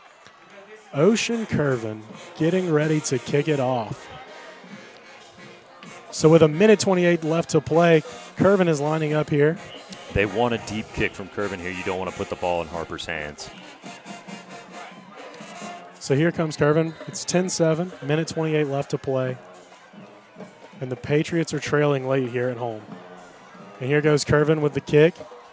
And he's going to kick it deep, and it is going to be to the end zone. That is a touchback. Heritage will be starting from their own 20-yard line with 1:28 left to play. That's exactly what you needed. Keep it out of Anderson and Harper's hands. Don't let the playmakers get the ball and give them excellent field position. So now Caleb Pruitt and the Heritage offense, they have an 80-yard field ahead of them. They only have 1 touchdown on the night, and that was at the very beginning of the third quarter. We'll see what Caleb Pruitt and the offense can do here. And what does Pruitt need to do to not maybe get into scoring position, but for field goal position for Chaz Koenig? They've got to do this through the air. There's not much time left on the clock. 2 timeouts left on the board. So Pruitt's going to have 2 wide receivers to the right, 2 wide receivers out left, and he's going to have time in the pocket. But he is rushed, and he's going to throw it right there. It's going to be to looks like it's going to be to Aziz Akindale there, as it's going to be a first down. And as the clock will stop there, as it's 1:21 left to play, they get a little 11-yard gain there. And Pruitt. So as they reset the chains here, and they're having some problems with the chain movement. The clock finally starts running again. So Pruitt takes a snap. We click under 1:20, and there's a flag on the off, possibly on the defense. We're awaiting the call on the ref here, and we talked about how important flags have been. How big is this flag late in the game? If this is a false start on Heritage, that cannot be good. It'll definitely kill their momentum, but it's actually going to go Dutchtown's way, against Dutchtown. So encroachment on the defense, going to be a 5-yard penalty, and now the ball will be at Heritage's own 36.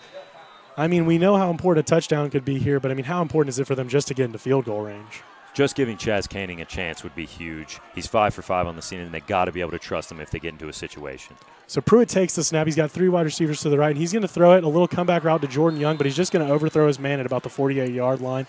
And as we saw Jordan Young land there, he comes up limping heavily. You got to wonder if he wasn't limping, would he have been able to get in the air for that one? He does have a 38-inch vertical. It did not look like he got that there, and it just sailed over his head. So with a 59 seconds, we just click under a minute to go. They're going to have 3 wide receivers out to the right. The Patriots are trailing 10-7 late, and they're going to have 1 wide receiver to the left, and Pruitt will be joined in the backfield. He's going to do a quick pass to Devron Harper, who's immediately taken down there. It's going to be Kayvon Bell with the tackle there. With the forward progress, though, it looks like they got the first down, going to be able to keep the chains moving, get a fresh set of downs. The clock is still running. So here we go. We're going to get a look at this play here. What do you see from Pruitt on this quick pass? With that route, it does look like he did get the first down. You got to wonder if the clock is going to sit there. They had to reset the chains. They weren't going to. You got to wonder if they're going to add any time back onto this one. Right now, sitting at 46 seconds. So 46 seconds left to play. It's 10-7. The Dutchtown Bulldogs lead the Heritage Patriots. And it's a 1st and 10. They are on their own 41. The Patriots are trying to get into field goal range here. And if you want to talk field goal range for Chaz Koenig, they need to get it to about the 20 to 25-yard line. His longest on the season is 37. So we'll see if they can keep the ball moving here. So Pruitt's going to have trips to the right, 1 wide receiver out left, and a running back in the backfield as he awaits the snap here. And the clock starts to run. And we're going to see the Joseph Andrews go into motion, and he's going to actually go to Jordan Young there. And Jordan Young's going to carry it. He's just fighting defenders as he doesn't want to come down. And Trey Dean rips the ball loose. The ball is going everywhere. Pruitt picks it up. There's a 30 seconds. The clock is still running, and that is going to be a first down. Pruitt with an absolutely huge play coming off to that one. He was able to run down the field, get that fumble recovery there. As you can see, he comes to Jordan Mega Young, makes a big catch.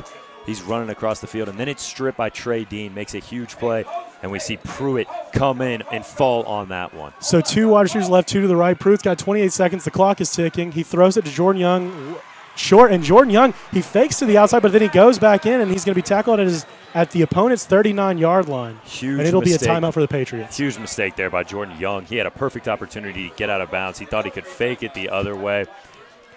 But it didn't work out for him. They're going to have to use a timeout. At this point, with 16.9 seconds left on the clock, it really doesn't matter too much how many timeouts they have left. They've only got about 4, maybe 3 plays left on this one. So we'll see at the 40-yard line. They got to get about 15 or 20 more yards to be in Koenig's range. So Chaz Koenig is the guy there trying to get into field goal range. Caleb Pruitt is trying to drive his offense deep. And they are really driving here. They're actually going to be on their opponent's 39-yard line. Caleb Pruitt is going to have 2 wide receivers out to the right. And we're going to have 2 wide receivers out left. And Pruitt is going to have a running back with him in the backfield. It's a very common formation they've been running all night. And we are seeing the Dutchtown defense with a lot of members in the secondary. We're going to see this huge matchup here of 2 big-time players. Trey Dean going up against Jordan Mega Young on this one. We'll see if they go to Jordan Young, who will win that battle. So after that timeout, the Patriots still have 2 timeouts left. I mean, they could stretch out this last 16 seconds as they only have actually 1 timeout, so they're going to probably save that for the field goal, don't you think? Chaz Koenig already has his helmet on. He's ready to run out there. Like we said earlier, 5 for 5 on the year so far. We'll see if he can make it 6 for 6 if he gets an opportunity. So 2 wide receivers out left, 2 to the right. They're on the left hash. Caleb Pruitt has a running back in the backfield, driving to try to get into field goal range. He looks. He's going to throw it over to Jordan Young, who it just hits. It was an overthrow, and it hits his hand. And we're going to have 12.5 seconds left here to play in the 4th quarter as the Dutchtown Bulldogs lead, and it is 3rd and 3. A very quick play on that one, only burned about 4 seconds off of the clock. Now you got to worry with only 2 plays left. They have to get a first down here.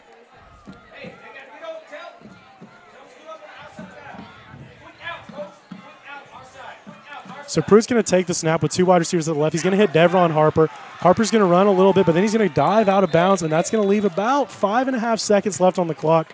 You said they needed to get to that 20-yard line. They're at the 26. Do you think they risk it here and go for another play? This is a huge question for Corey Johnson right here. 5.6 seconds left. The only option is a really quick out route that you know the man can get out of bounds, or it's going to be an incomplete pass.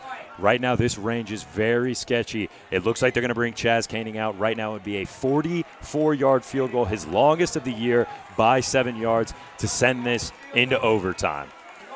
And we see the Heritage players are telling their fans to quiet down as Chaz Koenig has a huge kick here with 5.6 seconds left. They trail the Dutchtown Bulldogs 10-7. Chaz Koenig has all the pressure on him right here as he's on the left hash. It's going to be from about the 38-yard line, and Koenig kicks it deep. And it is good. It is no good. Dutchtown will take this game. That is the ball game. It's 10-7. Dutchtown leads. Chaz Koenig is on the field. Wow. What did we see there? I mean, we're gonna look at the kick here. What about Koenig? Absolutely heartbreaking for this kid. He had plenty of leg on that one, just couldn't get it right. As you can see from the replay here, plenty of leg, just could not squeeze it through the uprights. Absolutely heartbreaking, as you can see Koenig laying down on the field. I'm not sure if he got hit or or it looks if this like is there's just a flag. emotional. There might be a flag here is what we're awaiting.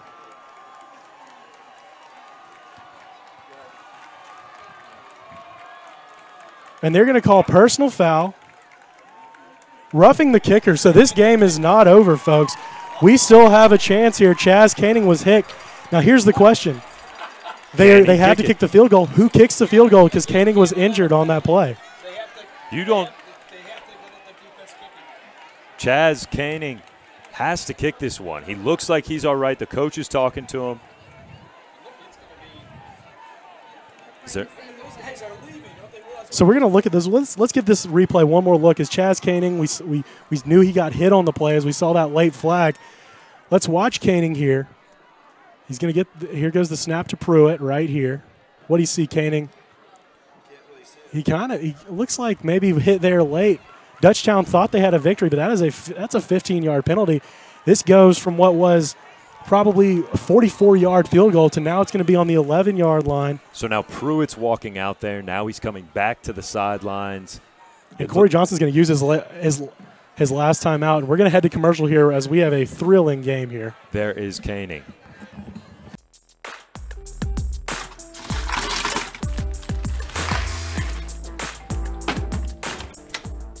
Thank you.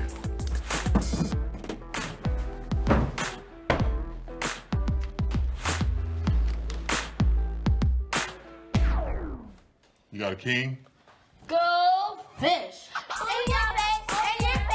It only takes a moment to make a moment. Take time to be a dad today.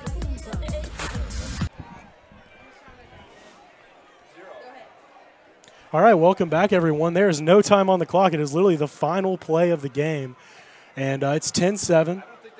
I don't Patriots see are trying, and it looks like Koenig Koenig might not be good to go. It looks like the Patriots are going to have to go for the touchdown. Koenig may not be able to make the kick as he is walking on the sidelines with his helmet off.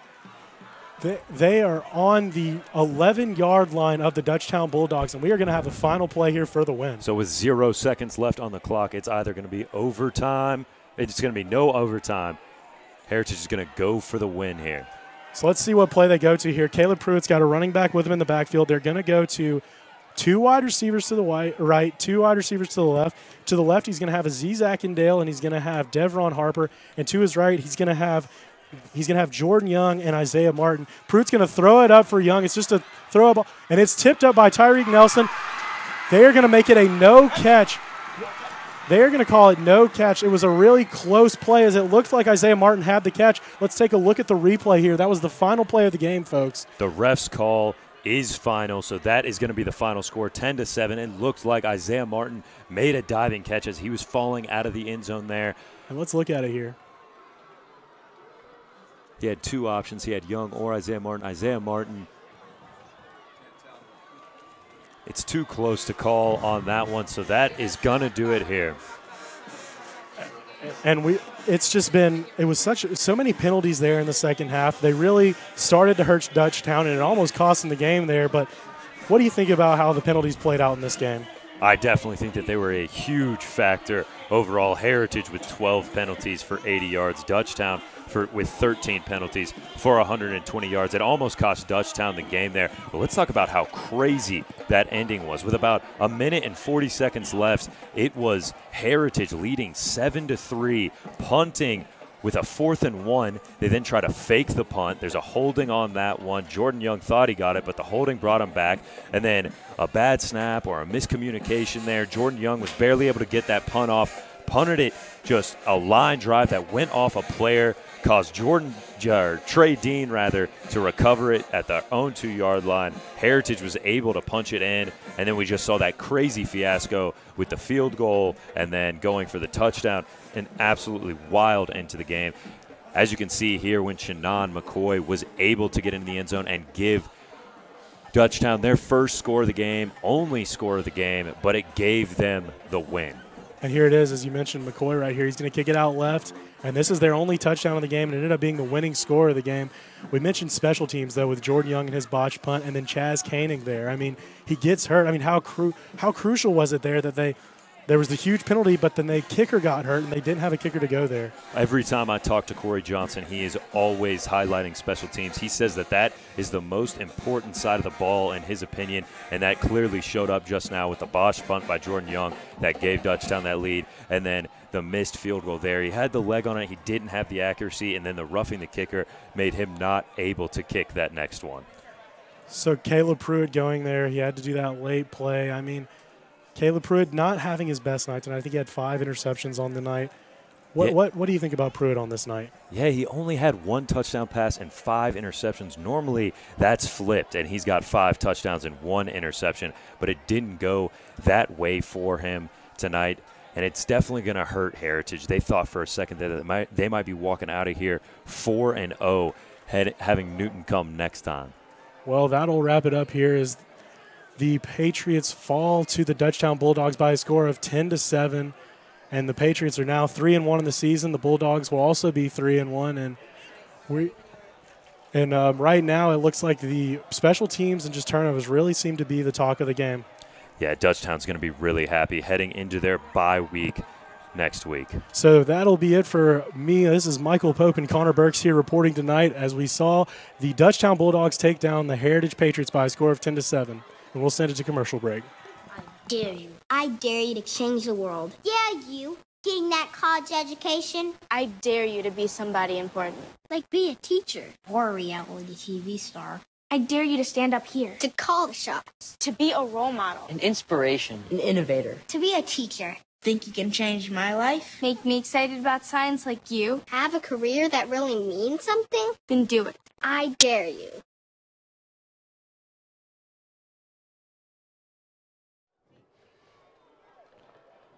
Welcome back here. We're with Rockdale Live Studio Show. We're here at Heritage High School in Charles Anderson Stadium. I'm Jacob Stansel. He's Mark Cochran.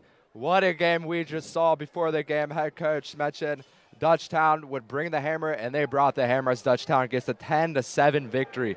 Mark, what did we just witness? Oh, we witnessed quite an ending of a football game there. After a low-scoring affair, we saw Heritage kind of give the ball away right there. Dutchtown took advantage of it, brought it in to take the lead, and then Heritage again had a chance late in the game, got one last heave to the end zone, but were unable to come up with it. So that's where we stood after the game. Quite a finish. Let's delve into the last time these teams played each other, because last time they played each other, Dutchtown beat them, but the score was 63-30.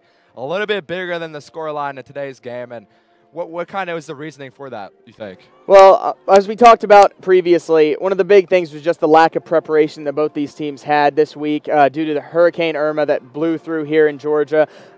Practice was cut short. They missed a lot of days of practice this week, and it showed on the field. Both teams were sloppy. There were a ton of penalties. For Heritage, they had 12 penalties for 80 yards. Dutchtown had 13 penalties for 120 yards.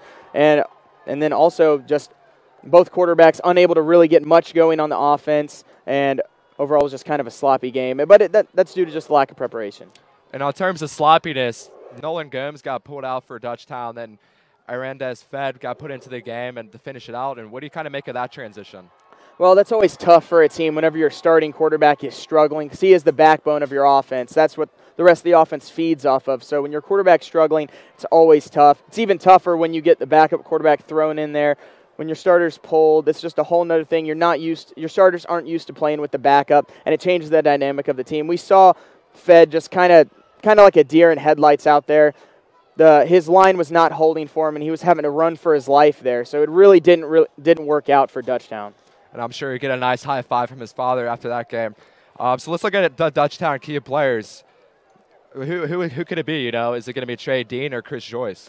Well, we're going to have to go with Chris Joyce. I mean, 3 interceptions on the day. The guy was all over the place from the cornerback position. He was on Jordan Young for Heritage today. Did a good job of helping shut down Young and shut down this passing offense, and he had Pruitt's number all day. Pruitt had 5 interceptions. 3 of them were to Joyce. So Joyce, overall, the commit has an offer from Middle Tennessee State, is looking to play football at the next level, and I would not be surprised to see him playing on Saturdays in the near future. And I know Chris Joyce tweeted one time that he expects to play in the NFL a certain number of years later. And after today's game, I know it's a bit early in his life, but do you perhaps see that helping his case? And we continue to see him put together games like this, performances like this, where he really stands out both at this level and then later on in college. Sure, I could see him possibly playing at the next level, but only time will tell. Let's move on to Heritage now. Who would you kind of – you talked a lot about Jordan Young, but who would you kind of pick as kind of the key player for Heritage? Well, Jordan Young did have a good game. He had over 100 yards receiving, but the player of the game has to be wide receiver Devron Harper. He was all over the place. His final stat line, 11 catches, 143 yards, and the lone Heritage touchdown. He was absolutely on fire. He was all over the field. killer on those slant routes right down the middle. That was that was on the 57-yard touchdown catch that he had in the third quarter. Was on a slant route across the field. He was Pruitt's favorite target all night. Obviously, with all the talk about Young, we saw Dutchtown kind of clamp down on Jordan Young a little bit, and that opened up Devron Harper. And that's what you see from one of these passing attack teams. When one person kind of gets bottled up, they have another star in the making. So Devron Harper, player of the game for Heritage. And it's as if Caleb Pruitt was listening to us during halftime because he came out in the second half and threw that 57-yarder to Harper there. But let's go ahead and look at what's next for both of these teams. You know, Dutchtown, they're going to go away to Eagles Landing. But I think the bigger storyline here is Heritage is playing Newton back here at home. And the latest score update we got was that they were getting beat bad by Lowndes, 42-0.